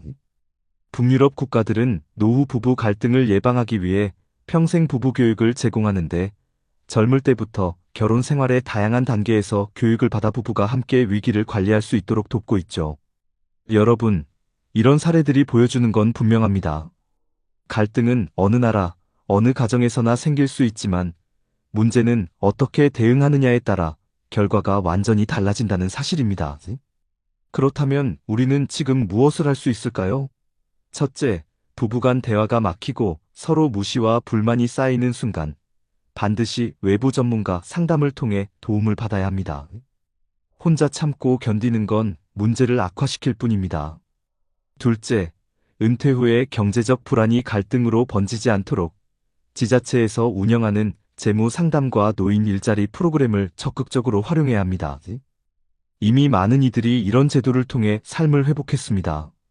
셋째, 가족 이웃과의 관계망을 유지해 고립되지 않는 것이 중요합니다. 지역 복지관, 자원봉사센터, 평생교육원에 참여해 사회적 관계를 넓히는 것은 단순한 취미 활동이 아니라 정신적 건강을 지키는 안전장치입니다. 마지막으로 해외에서 입증된 프로그램들처럼 부부가 함께 배우고 성장할 수 있는 교육을 놓치지 말아야 합니다. 이제는 단순히 참고 사는 것이 미덕이 아닙니다. 존중 없는 관계는 결국 폭력과 이혼으로 이어지기 때문입니다. 여러분, 지금 이 영상을 보시는 순간이 바로 행동해야 할 때입니다. 지자체가 제공하는 프로그램, 정부가 마련한 지원제도, 그리고 해외의 성공 사례들까지 우리 모두가 한 걸음만 내디디면 충분히 변화를 만들 수 있습니다.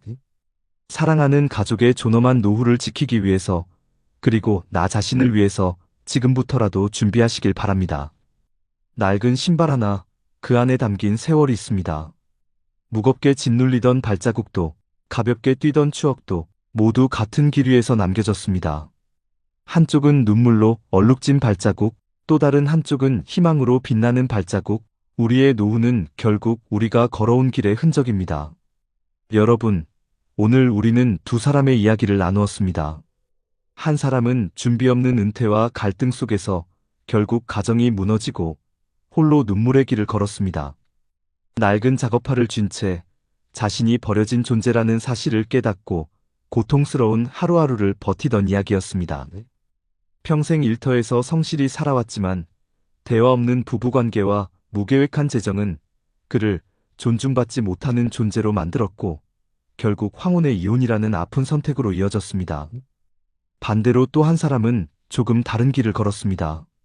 같은 세월을 살아왔지만 부부가 함께 대화를 나누고 작은 돈이라도 저축하며 무리한 투자 대신 안정적인 생활을 준비했던 사람입니다. 그는 퇴직금과 연금으로 노후를 버텨냈고 위기가 찾아와도 아내와 함께 해결할 수 있었습니다. 그 집의 낡은 신발은 외롭고 고된 세월의 상징이 아니라 서로의 존중과 믿음을 지켜낸 증거로 남아 있었습니다. 여러분, 이 두 사람의 차이는 무엇이었을까요? 한쪽은 참고 견디는 것이 미덕이라고 믿다가 결국 자신을 잃었고 또 다른 한쪽은 함께 준비하는 것이 사랑이라고 믿으며 미래를 지켜냈습니다. 행복한 노후는 멀리 있지 않습니다. 우리 이제부터라도 작은 대화를 시작해보자라는 말 한마디, 이번 달엔 조금 아껴서 내일을 준비하자라는 작은 실천, 그리고 서로를 존중하고 지켜주자는 약속에서 출발하는 겁니다. 여러분, 혹시 지금 마음속에 이런 생각이 드시지 않나요? 나도 저 사람처럼 준비하지 않았다면 어떻게 될까? 내 배우자와의 대화가 끊긴 지 오래되진 않았을까? 그렇다면 바로 오늘 작은 용기를 내보시길 바랍니다. 정부와 지자체는 이미 다양한 제도와 상담 창구를 마련해두고 있습니다. 하지만 그것보다 더 중요한 건 여러분의 선택입니다. 눈앞의 갈등을 피하기 위해 침묵하는 대신 내 가족과 마주 앉아 대화를 시작하는 것, 미래를 두려워하는 대신 오늘부터라도 한 걸음 준비해 나가는 것, 그것이 바로 존중받는 노후, 행복한 노후를 만드는 출발점입니다. 여보, 고마워. 엄마, 아버지, 우리 함께 준비해요. 이 짧은 한마디가 누군가의 삶을 지켜줄 수 있습니다. 여러분, 기억하세요. 한국 직장인 매일 74분을 길에서 보냅니다. 이 시간에 사랑, 결혼, 육아가 가능할까요? 여러분, 요즘 결혼 얘기만 나오면 괜히 불안해지시지 않나요? 서울의 한 50대 아버지는 최근 신문을 보며 이렇게 한숨을 쉬었다고 합니다. 내 아들이 결혼을 하면 빚더미에 앉을 게 뻔하다는 거죠. 수도권에선 하루 평균 왕복 통근 시간이 무려 1시간 반, 집값은 연봉의 10배가 넘는다는데 이런 상황에서 젊은 세대가 어떻게 가정을 꾸릴 수 있겠습니까? 여러분도 자녀가 결혼하면 오히려 더 힘들어질까 두렵지 않으신가요? 실제로 우리나라 1인 가구 비중은 3분의 1을 넘어섰고, 아이 낳는 걸 포기하는 부부들도 늘고 있습니다. 지금 이 현실을 모른 채 결혼을 권한다면, 혹시 우리 아이들에게 더 큰 짐을 지우는 건 아닐까요? 끝까지 보시면 왜 부모들이 이제는 차라리 결혼하지 말라고까지 말하는지 그 숨겨진 이유를 알게 되실 겁니다. 본격적인 영상 시작 전에 구독과 좋아요는 영상 제작에 정말로 큰 힘이 됩니다. 인천 부평의 다세대 빌라 4층. 박만수는 베란다에 걸어둔 낡은 운동화를 매일 한 번씩 쓸어본다. 검은 고무창이 거의 닳아 바닥이 비치고 신발끈은 3번이나 매듭이 이어졌다. 중소기업에서 부장으로 30해를 버티던 시절, 새벽 5에 그 신발을 신고 첫 지하철로 출근하던 습관이 아직 남았다. 퇴직한 지 몇 해가 지났지만 아침마다 운동화를 쓰다듬는 이유는 하나다. 이 신발이 없었으면 우리 집이 버틸 수 있었을까? 만수의 아내 윤정희는 그런 남편을 보며 말없이 물컵에 따뜻한 보리차를 채운다. 그 집 식탁엔 늘 같은 자리가 비어 있었다. 아들 준혁은 서울 동쪽 끝에서 계약직으로 일하다가 최근에야 정규직 제안을 받았다는 전화가 왔기 때문이다. 준혁은 금요일 저녁 야근을 마치고 막차에 가까운 시간에 집에 들어왔다. 현관문을 열자마자 신발장 위 운동화를 보고 씁쓸하게 웃었다. 아빠, 나 드디어 정규직 된다네. 내년 초부터래. 만수는 반가움에 등을 두드렸다. 잘했다. 고생 끝나는 거다. 그런데 잠시 뒤 준혁이 머뭇거리며 말을 이었다. 연봉이 조금 오르기도 하고 민지랑 상의했는데 우리도 이제 결혼 생각을 해보자고. 순간 부엌에서 그릇을 닦던 정희의 손이 멈췄다. 설거지 거품이 흘러내리며 싱크대에 작은 흰산을 만들었다. 만수는 한숨을 삼켰다. 기쁨이 걱정으로 바뀌는데 걸린 시간은 몇 초에 불과했다. 그 주 일요일, 세 사람은 식탁에 앉아 노트를 펼쳤다. 준혁은 온라인 커뮤니티에서 내려받은 결혼 준비 체크리스트를 꺼내었다. 보증금, 월세, 예식대관, 스드메, 신혼가전. 항목마다 연필로 숫자가 적혔다 지워졌다. 일단 집이 문제지. 만수가 말했다. 회사 근처에 살려면 최소한 보증금이 필요하고 월세를 택하면 매달 빠져나가는 돈이 커. 정희가 전셋값 시세를 찾아보고는 고개를 갸웃했다. 같은 평수인데도 동네마다 천차만별이네. 직장까지 왕복 2시간이면 애 키우는 건 꿈도 못 꾼다. 준혁은 손등으로 노트를 문질렀다. 흑연 가루가 번져 숫자들이 흐려졌다. 다음 주 월요일, 만수는 은행에 들러 예적금 내역을 출력했다. 통장에는 반짝반짝한 숫자보다 끊어 읽힌 내역이 더 많았다. 학원비, 병원비, 보증금 올릴 때마다 갈아치운 적금. 퇴직 후 들어온 위로금은 이미 생활비와 전세 인상분으로 흩어졌다. 집으로 돌아오는 길, 발바닥이 화끈거렸다. 낡은 운동화가 아닌 편한 슬리퍼를 신고 나왔는데도 길이 유난히 길었다. 엘리베이터 앞에서 멈춰섰을 때 만수는 휴대폰 메모장에 이렇게 적었다. 결혼을 말릴 것인가, 말릴 자격이 있는가. 그날 밤, 준혁은 다시 말을 꺼냈다. 아빠, 우리 그냥 소박하게 하자. 예식은 생략하고 사진만 찍고 저녁에 가족끼리 밥 먹는 걸로.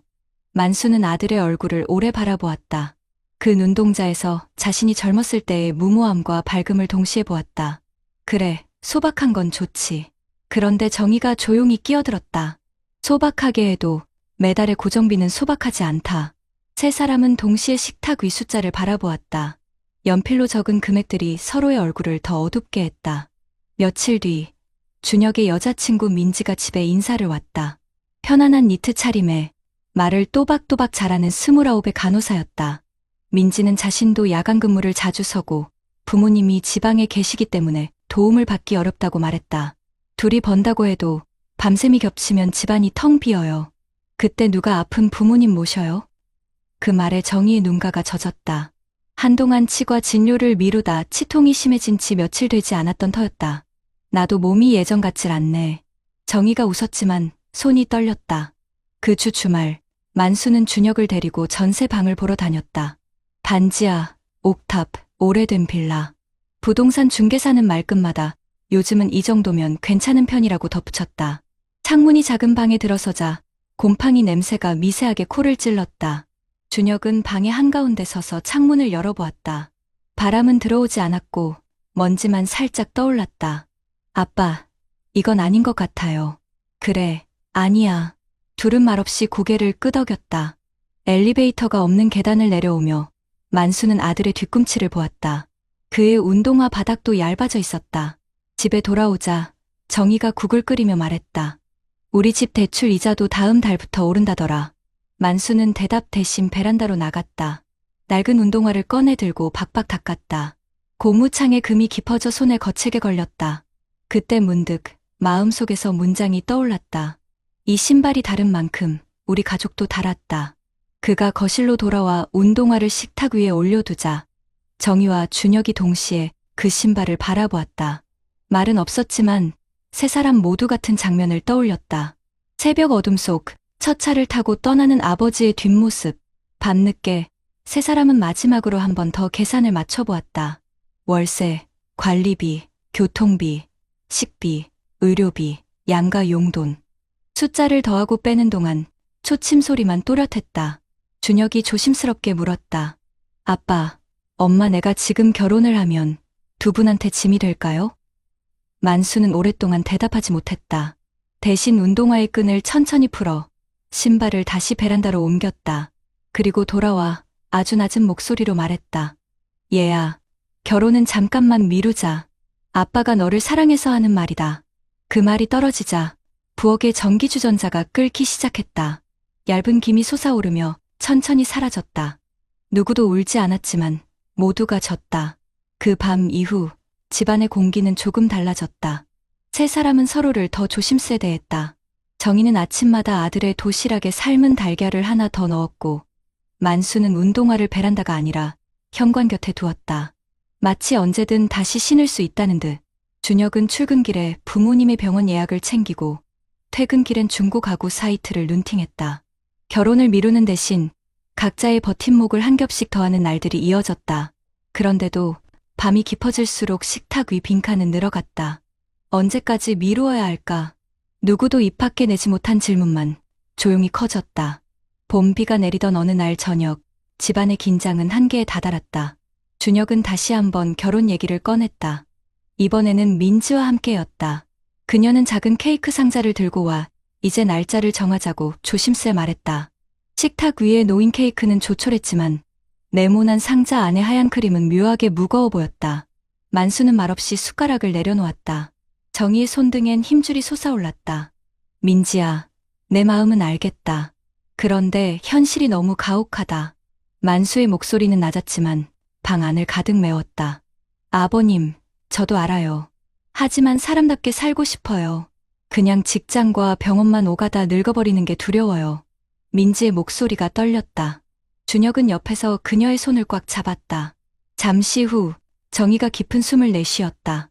얘들아, 엄마가 솔직히 말할게. 지난달 건강검진 결과가 별로 안 좋아. 허리 수술을 권유받았어. 그런데 너희가 결혼을 하면 우린 당장 병원비부터 감당하기 힘들 거야. 정희의 고백에 방 안의 공기가 무너져 내렸다. 그 순간 만수는 자리에서 일어나 베란다로 향했다. 그리고 그 낡은 운동화를 조심스럽게 들고 와 식탁 위에 올려두었다. 고무창은 더 갈라져 있었고 검은 얼룩이 깊게 스며 있었다. 그는 신발을 가만히 바라보다 말했다. 이 운동화가 달린 동안 나는 집을 지켰다. 그런데 지금은 너희 결혼을 축복할 힘조차 없다. 아버지가 너희 앞길을 막는 것 같아 마음이 찢어진다. 그 말에 준혁의 눈가가 붉어졌다. 민지는 고개를 숙였다.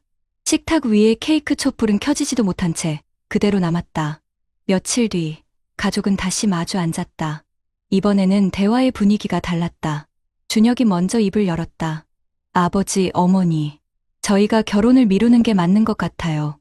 대신 저희 둘이 더 준비하고 부모님 건강도 먼저 챙길게요. 민지도 고개를 끄덕였다. 결혼은 잠깐 멈추고 함께 살아갈 힘부터 길러야죠. 만수는 말없이 운동화를 내려다보았다. 닳아버린 신발이 이제는 무겁지 않았다. 오히려 그 안에서 어떤 결심이 자라나는 듯했다. 그래, 우리 모두 살아남아야지. 살아남아야 기쁨도 있지 않겠니? 그의 말에 정희가 미소를 지었다. 긴장으로 굳었던 얼굴이 풀리며 몇 해 만에 따뜻한 웃음이 번졌다. 그날 이후 준혁은 퇴근 후 부모님을 위해 장을 보고 집안일을 돕기 시작했다. 민지는 주말마다 와서 함께 반찬을 만들고 정희와 병원 진료, 일정을 챙겼다. 결혼이라는 이름은 잠시 멈추었지만 가족은 오히려 더 단단해졌다. 식탁 위에 운동화는 여전히 있었지만 이제는 절망의 상징이 아니라 버팀목 같은 존재가 되었다. 여러분, 이 이야기가 낯설게 들리시나요? 사실 지금 한국의 수많은 가정에서 비슷한 대화가 오가고 있습니다. 집값은 여전히 연봉의 10배가 넘고 수도권 직장인의 하루 평균 통근 시간은 1시간 반을 훌쩍 넘습니다. 1인 가구 비율은 이미 전체의 3분의 1을 넘었고 결혼을 미루거나 포기하는 청년들이 늘고 있습니다. 이런 현실 앞에서 부모들은 자식에게 차라리 결혼을 하지 말라고 말할 수밖에 없습니다. 낡은 운동화에 담긴 시간처럼 부모 세대의 삶은 이미 닳고 닳았습니다. 이제는 자녀의 미래까지 그 무게로 짓누르지 않기를 바라는 마음, 바로 그것이 결혼을 하지 마라는 말의 진짜 속뜻일지도 모릅니다. 혹시 여러분도 비슷한 걱정을 하고 계신가요? 사랑하는 자녀가 행복하기를 바라면서도 결혼이라는 제도가 오히려 짐이 될까 두려운 마음. 이 이야기는 남의 집 이야기가 아니라 우리 모두의 이야기입니다. 여러분 어떠시나요? 위의 사례는 정말 비참하고 서글픈 인생 아닌가요? 하지만 지금부터 소개해드리는 사례는 정반대의 선택으로 행복한 노후를 보내고 있는 분을 소개해드리겠습니다. 경기도 수원 영통구의 한 아파트 단지. 이른 아침 창가에 선 이재호는 따뜻한 커피를 들고 신문을 펼쳤다. 군청에서 35해를 근무하다 정년퇴직한 그는 현재 매달 공무원 연금 약 260만 원을 꼬박꼬박 받고 있다. 아내 김미선 67은 옆에서 꽃 화분에 물을 주며 말했다. 여보, 오늘도 아침 운동 나갈 거죠? 아파트 산책로가 요즘 벚꽃이 예쁘대요. 재호는 웃으며 대답했다. 당연하지. 내가 이 나이에 이렇게 여유롭게 걸을 줄이야. 둘의 대화는 소소했지만 그 안에 오랜 준비의 결과가 담겨 있었다. 자녀 2명은 이미 독립했고 손주들이 가끔 놀러 올 뿐이었다. 거실 한쪽에는 손주들이 두고 간 블록 장난감이 놓여 있었고 냉장고에는 집 앞 마트에서 사온 신선한 채소들이 채워져 있었다. 재호의 집안 풍경은 평범했지만 부모 세대가 걱정 없이 보내길 꿈꾸던 노후 그 자체였다. 하지만 이 평화가 하루아침에 주어진 것은 아니었다. 20해 전 재호가 49살이던 시절 IMF 외환위기의 충격이 한창 잦아들 무렵 주변의 친구들이 하나둘 대기업 구조조정에 휘말려 집을 팔고 사업을 시작했다가 실패하는 모습을 지켜보았다. 어느 날 중학교 동창이던 철수에게서 전화가 걸려왔다. 야, 이재호. 지금은 땅이다. 인천 신도시에 들어가면 돈방석 앉는 거야. 퇴직금 미리 당겨서 투자해라. 재호는 잠시 흔들렸지만 아내 미선의 한마디가 그를 붙잡았다. 여보, 당신은 늘 말했잖아. 공무원으로 평생 일한 이유는 안정성이라고. 지금 우리한테 필요한 건 한탕이 아니라 꾸준함이야. 그날 밤 재호는 낡은 가죽 수첩에 이렇게 적었다. 남들이 돈 버는 걸 부러워하지 말자. 내 자리 지키는 게 내 가족 지키는 길이다. 그 이후에도 유혹은 많았다. 특히 2000년대 초반 부동산 값이 치솟을 때였다. 주변의 공무원 동료들조차 대출을 받아 아파트를 여러 채 사들이며 노후가 든든하다는 말을 자주 했다. 하지만 재호는 무리하지 않았다. 대신 그는 매달 일정 금액을 공무원 연금 추가 적립과 안정적인 채권형 펀드에 넣었다. 여보, 애들 대학 등록금은 어떻게 하지? 아내가 걱정하던 해마다 재호는 미리 마련해둔 교육저축을 꺼내 보이며 대답했다. 걱정 마. 등록금은 준비해놨어. 조금 빠듯해도 빚은 지지 말자. 당시에는 친구들에게 너무 보수적이다는 소리를 들었지만 지금 생각하면 그 보수성이 가족을 지켜낸 방패였다. 갈등은 또 다른 모습으로 찾아왔다. 2015년 재호의 큰아들이 취업을 앞두고 결혼을 고민할 때였다. 아들은 말했다. 아버지, 집값이 너무 올라서 전세 보증금만 해도 억 단위예요. 결혼을 해도 될지 모르겠어요. 그때 재호는 자신이 젊을 때부터 차근차근 모아둔 주택 청약저축과 지방 아파트 한 채를 내주었다. 아들아, 집은 넓지 않아도 된다. 다만 빚 없는 시작을 해야 한다. 아버지가 젊을 때부터 준비한 게 이거다. 아들은 눈시울이 붉어졌고 며느리 될 사람은 고개를 숙여 감사 인사를 했다. 재호는 가족에게 늘 강조했다. 우리 세대가 겪은 고생을 너희한테 물려주고 싶지 않다. 내가 신중하게 살았던 이유가 바로 이거야. 2019년 겨울, 재호에게도 시련은 찾아왔다. 아내 미선이 쓰러져 병원에 입원한 것이다. 고혈압이 갑자기 악화돼 응급실로 실려갔을 때 가족들은 모두 충격에 빠졌다. 병실에서 의사는 신중하게 말했다. 앞으로 꾸준한 약물 치료와 생활 관리가 필요합니다. 치료비는 매달 일정하게 들어가실 겁니다. 그 말을 들은 순간 재호의 머릿속을 스쳐간 것은 오래전 수첩에 적어둔 문장이었다. 남들이 돈 버는 걸 부러워하지 말자. 내 자리 지키는 게 내 가족 지키는 길이다. 만약 그때 무리한 투자를 했다면 지금 이 상황을 감당할 수 있었을까? 수술비와 약가, 병원비가 한꺼번에 쏟아져 들어왔지만 그는 놀라지 않았다. 매달 들어오는 연금과 예금, 이자로 충분히 감당할 수 있었기 때문이다. 병실에서 미선이 조용히 말했다. 여보, 괜히 당신 고생만 더 시킨 것 같네. 재호는 아내의 손을 꼭 잡고 답했다. 당신이 있었으니까 내가 이렇게 준비할 수 있었던 거야. 앞으로도 걱정 말고 치료에만 집중해. 그 순간 자녀들은 부모의 대화를 듣고 눈시울이 붉어졌다. 특히 큰아들은 속으로 다짐했다.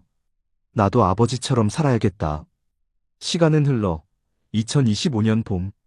미선은 꾸준한 관리 덕분에 건강을 회복했고 지금은 다시 산책길에 함께 나설 수 있었다. 벚꽃길을 걸으며 그녀가 말했다. 당신이 옛날에 고집을 안 부렸더라면 아마 지금 우리 삶은 달라졌을 거야. 아파트 여러 채를 샀다가 빚더미에 앉았을 수도 있겠지. 재호는 천천히 고개를 끄덕였다. 맞아. 난 부자가 되고 싶었던 게 아니라 우리 가족이 무너지지 않길 바랐던 거지. 그의 말은 단순했지만 그 안에는 수십 년간의 선택과 결심이 담겨 있었다. 주변 친구들 중엔 아직도 빚 때문에 힘들어하거나 자녀 결혼 지원으로 노후를 망친 이들이 많았다. 하지만 재호는 다르다. 지금 누리는 이 평온은 그때의 작은 선택들이 모여 만들어진 결과다라는 사실을 온 가족이 깨닫고 있었다. 손주들이 주말마다 집에 놀러 오면 거실은 웃음으로 가득했다. 벽에 걸린 가족 사진 속에서 재호와 미선은 환하게 웃고 있었다. 사진 밑 작은 글귀에는 이렇게 적혀 있었다. 빚 없는 인생, 후회 없는 노후. 여러분, 이재호 씨의 이야기는 특별한 비밀이 있는 게 아닙니다. 남들처럼 욕심내지 않고 조금 느리더라도 꾸준히 준비한 결과였습니다. 매달 들어오는 연금 덕분에 치료비도 자녀 지원도 큰 무리 없이 감당할 수 있었고 무엇보다 가족 간의 평온이 지켜졌습니다. 혹시 여러분도 마음속으로 이런 생각을 해보신 적 있으신가요? 나도 저렇게 나이 들어서 걱정 없이 살 수 있을까? 사실 답은 멀리 있지 않습니다. 무리한 투자를 피하고 작은 습관이라도 꾸준히 이어가는 것. 그것이 바로 노후를 지켜주는 힘입니다. 이야기의 끝에서 재호는 늘 같은 말로 대화를 마무리하곤 했습니다. 돈이 많아야 행복한 게 아니야. 가족과 함께할 수 있는 시간, 그 시간을 지켜주는 게 진짜 부자지. 이 말은 그의 자녀뿐 아니라 이야기를 듣는 우리 모두에게 깊은 울림을 남깁니다. 결국 노후의 행복은 거창한 것이 아니라 평생 쌓아온 작은 선택의 결과라는 것을 말이지요. 여러분, 지금 우리가 다루고 있는 이 문제는 단순히 한 가정의 사정만은 아닙니다. 실제로 대한민국의 공식 통계 수치를 보면 왜 부모 세대가 자식들에게 차라리 결혼하지 말라는 말을 꺼낼 수밖에 없는지 선명하게 드러납니다. 통계청이 발표한 2024년 혼인이혼 통계에 따르면 지난해 혼인 건수는 약 22만 건으로 잠시 반등했지만 장기적으로는 지속적인 하락세를 보이고 있습니다. 혼인율은 인구 1000명당 3건 안팎으로 떨어지며 역대 최저 수준을 이어가고 있고 출산율은 겨우 0.75명에 머물러 OECD 국가 중 꼴찌입니다. 통계청 2024년 출생 사망 혼인이혼 통계 1인 가구의 비중 역시 전체 가구의 3분의 1을 넘어서며 역대 최고치를 기록했습니다. 이는 결혼과 가족이라는 제도가 더 이상 보편적 선택이 아님을 보여주는 상징적인 수치입니다. 여기에 주거 부담도 심각합니다. 한국은행과 국토교통부의 자료를 보면 서울 아파트의 주택 가격 소득 비율 PIR은 11배를 웃돌고 있습니다. 쉽게 말해 평균 소득으로 집을 마련하려면 월급을 한 푼도 쓰지 않고 11회 이상 모아야 한다는 뜻이지요. 게다가 가처분 소득 대비 임대료 부담률 RIR도 평균 15%가 넘고 청년 신혼세대에서는 이 비율이 20%를 넘는 경우도 흔합니다. 통근 시간 역시 문제입니다. 통계청과 이동통신 3사가 공동으로 발표한 통근 실험 통계 2024에 따르면 수도권 직장인의 하루 평균 통근 시간은 무려 80분을 넘어섭니다.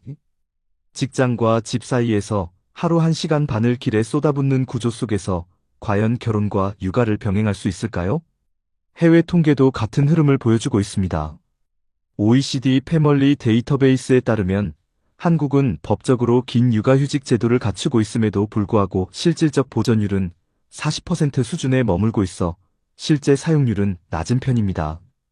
다른 나라와 비교해보면 스웨덴은 부모가 번갈아 쓰는 육아휴직이 일상화되어 있고 보전율도 높아 부모들이 큰 부담 없이 제도를 활용합니다. 반면 한국은 제도는 길지만 현실은 얇다는 평가를 받습니다. 이런 제도적 괴리감 때문에 부모 세대는 자녀가 결혼 후 맞닥뜨릴 돌봄 부담을 뻔히 알면서도 이를 피하고 싶어 하는 것입니다. 또한 국제노동기구와 ILO가 발표한 2023년 보고서에서도 한국의 청년층은 노동 강도와 장시간 근무로 인해 가족 형성과 육아가 불가능하다는 응답을 세계 평균보다 2배 이상 많이 한 것으로 나타났습니다. 결국 노동환경과 사회제도가 결혼을 막는 또 하나의 벽이 되고 있는 셈이지요. 국내 연구 결과도 이를 뒷받침합니다. 한국보건사회연구원에서 2023년에 발표한 청년 세대의 결혼 출산 인식 조사에 따르면 미혼 청년 중 절반 이상이 경제적 불안정 때문에 결혼을 미룬다고 응답했습니다. 또 주거 문제 해결이 선행되지 않으면 결혼하지 않겠다는 응답도 40%를 넘었습니다. 한국여성정책연구원 보고서에서는 청년 여성들이 특히 경력 단절과 돌봄 부담을 이유로 결혼을 기피한다고 지적했습니다. 해외 논문도 비슷한 결과를 보여주는데 영국 런던 정경대 LSE 연구팀이 2022년에 발표한 메리지 언드제커나믹 PRECARITY에 따르면 소득 불안정과 주거비 부담이 커질수록 혼인율이 뚜렷하게 떨어지는 경향이 있다고 분석했습니다. 일본 도쿄대 사회학 연구소의 2023년 연구도 일본 청년 세대가 결혼을 포기하는 가장 큰 이유로 장시간 노동과 주거 불안정을 꼽았는데 이는 한국 상황과 거의 동일합니다. 이 모든 수치를 종합하면 분명한 사실 하나에 도달합니다. 결혼이 개인의 의지나 사랑만으로 되는 일이 아니라는 것입니다. 경제적 안정, 주거 기반, 돌봄 시스템이 함께 받쳐줘야 가능한데 지금의 한국 사회는 이 세 가지 모두에서 구조적 불안정을 안고 있습니다. 전문가들은 입을 모아 이렇게 조언합니다. 결혼은 단순히 두 사람의 문제가 아니라 사회 전체의 생태계 속에서 이뤄지는 선택이다. 따라서 주거, 노동, 돌봄의 삼각축이 안정되지 않으면 결혼은 점점 사라질 수밖에 없다. 여러분, 이 수치와 분석은 특정한 한 사람의 이야기가 아니라 지금 대한민국 전체가 직면한 현실입니다. 남의 일이 아니라는 말 실감 나시죠? 여러분, 그렇다면 이렇게 무겁고 답답한 현실 속에서 우리는 어떤 해결책을 찾아야 할까요? 단순히 결혼을 미루자 포기하자에서 멈춘다면 세상은 점점 더 고립된 개인들로만 가득 차게 될 겁니다. 전문가들은 공통적으로 세 가지를 강조합니다. 첫째, 주거 안정. 둘째, 노동시간 단축과 일가정 양립. 셋째, 실질적인 돌봄 지원입니다.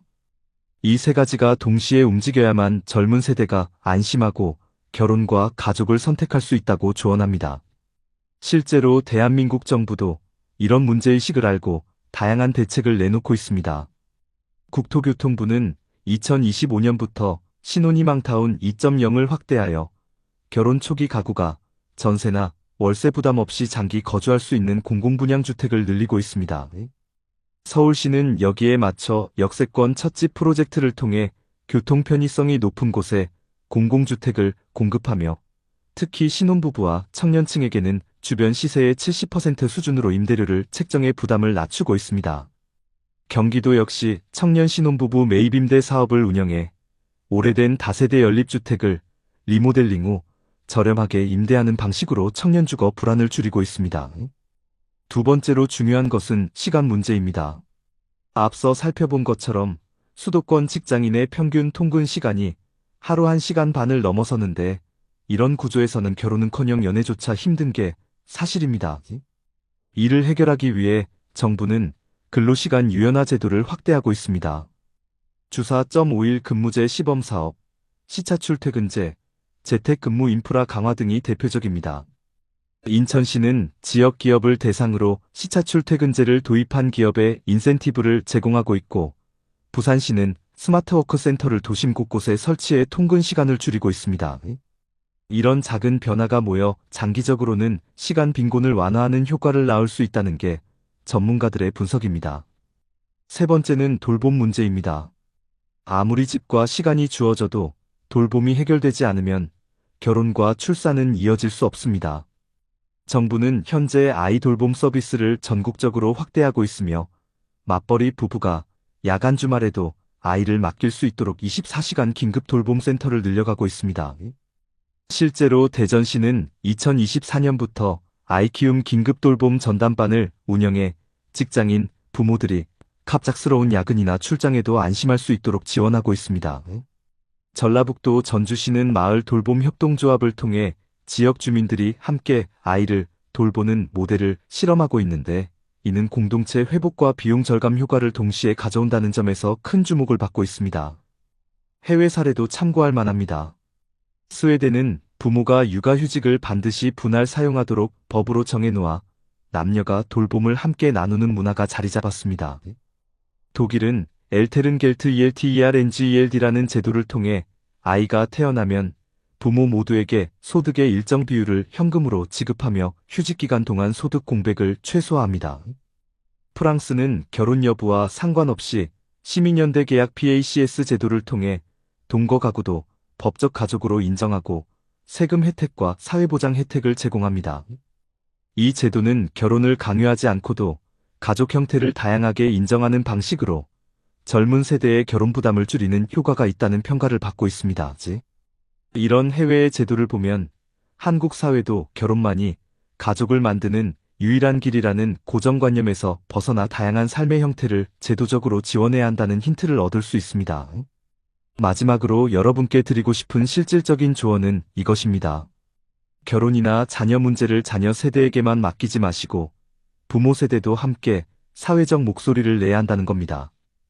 동네 주민센터나 지자체 홈페이지를 통해 청년 신혼부부 주거 지원, 시간제, 돌봄 서비스, 지역 공동육아 프로그램을 찾아보세요. 우리가 작은 관심을 가지고 직접 참여하거나 요구해야 제도가 빠르게 개선됩니다. 또한 해외 사례에서 보았듯이 결혼 여부와 상관없이 가족 형태를 존중하는 흐름이 이미 세계적 대세입니다. 한국도 예외가 될 수는 없습니다. 결국 우리가 할 수 있는 가장 중요한 선택은 변화의 흐름을 거부하지 않고 받아들이는 것입니다. 고정된 사고를 버리고 새로운 제도를 적극 활용하며 목소리를 높여 더 나은 시스템을 요구하는 것. 이것이야말로 지금 우리가 자녀 세대를 위해 그리고 우리 자신의 노후를 위해 실천할 수 있는 가장 현실적인 해법일 것입니다. 한 켤레의 낡은 운동화는 평생을 버텨온 아버지의 어깨와 닮아 있습니다. 그 다른 자국마다 흘린 땀이 스며 있고 그 끊어진 끈마다 지켜낸 가족의 시간이 얽혀 있습니다. 그러나 또 다른 집의 창가에는 새 신발처럼 반짝이는 웃음과 오늘도 가볍게 걷는 발걸음이 있습니다. 누군가는 무너지고 누군가는 지켜냅니다. 결국 그 차이는 오래전 작은 선택에서 비롯된 것입니다. 여러분, 우리가 함께 나눈 두 가지 이야기 기억하시나요? 한쪽에는 중소기업에서 평생을 일하고도 무리한 현실에 막혀 자식의 결혼 앞에서 눈물로 잠시만 미루자라고 말할 수밖에 없었던 아버지가 있었습니다. 낡은 운동화에 새겨진 세월만큼 그 가정의 어깨는 무겁고 고단했습니다. 반면 또 다른 쪽에는 공무원으로 묵묵히 자리를 지키며 남들이 부러워할 투기를 마다하고 매달 들어오는 연금과 작은 원칙으로 가족의 평안을 지켜낸 아버지가 있었습니다. 그의 거실에는 불안이 아닌 웃음이 있었고 손주들의 발자국이 가득 새겨진 사진 속엔 후회가 아닌 감사가 남았습니다. 사람의 인생은 길고 그 길은 누구도 대신 걸어줄 수 없습니다. 하지만 그 길을 어떤 신발로 걸을지는 우리가 정할 수 있습니다. 낡은 운동화를 신은 아버지처럼 끝내 무너질 수도 있고, 꾸준히 준비한 아버지처럼 평온한 길을 걸을 수도 있습니다. 여러분은 어떤 길을 선택하고 싶으신가요? 이제 우리는 분명히 알게 되었습니다. 노후의 행복은 어느 날 갑자기 찾아오지 않는다는 사실을요. 작은 습관을 지키고 무리하지 않는 선택을 하고 가족과 함께 미래를 이야기하는 그 과정이 바로 행복한 노후를 만드는 씨앗입니다. 우리의 자녀들에게도 같은 교훈을 남겨야 합니다. 무조건 해라가 아니라 함께 준비하자라는 말로, 남들처럼 살아라가 아니라 너의 속도로 가라라는 격려로 자녀 세대가 짐이 아니라 희망을 지게 만들어야 합니다. 사랑하는 여러분, 혹시 지금도 낡은 운동화 같은 삶을 붙잡고 계신가요? 아니면 새 신발처럼 가벼운 마음으로 웃고 계신가요? 오늘 이 순간의 선택이 여러분의 내일을 바꿀 수 있습니다. 결국 우리가 가야 할 길은 단 하나, 가족과 함께 웃으며 눈물 대신 감사로 하루를 마무리하는 길일 것입니다. 여러분, 이제 우리 모두가 마음속으로 다짐해 보았으면 합니다. 나는 더 이상 미루지 않겠다. 나는 내 가족의 내일을 위해 오늘부터 준비하겠다. 그 다짐이 모여 비참한 노후와 행복한 노후의 갈림길에서 우리를 올바른 길로 이끌어 줄 것입니다. 그리고 언젠가 우리의 자녀가 우리를 돌아보며 우리 부모님은 끝까지 지혜로운 선택을 하셨다라고 말할 수 있도록 지금 이 자리에서 함께 준비해 나가길 바랍니다.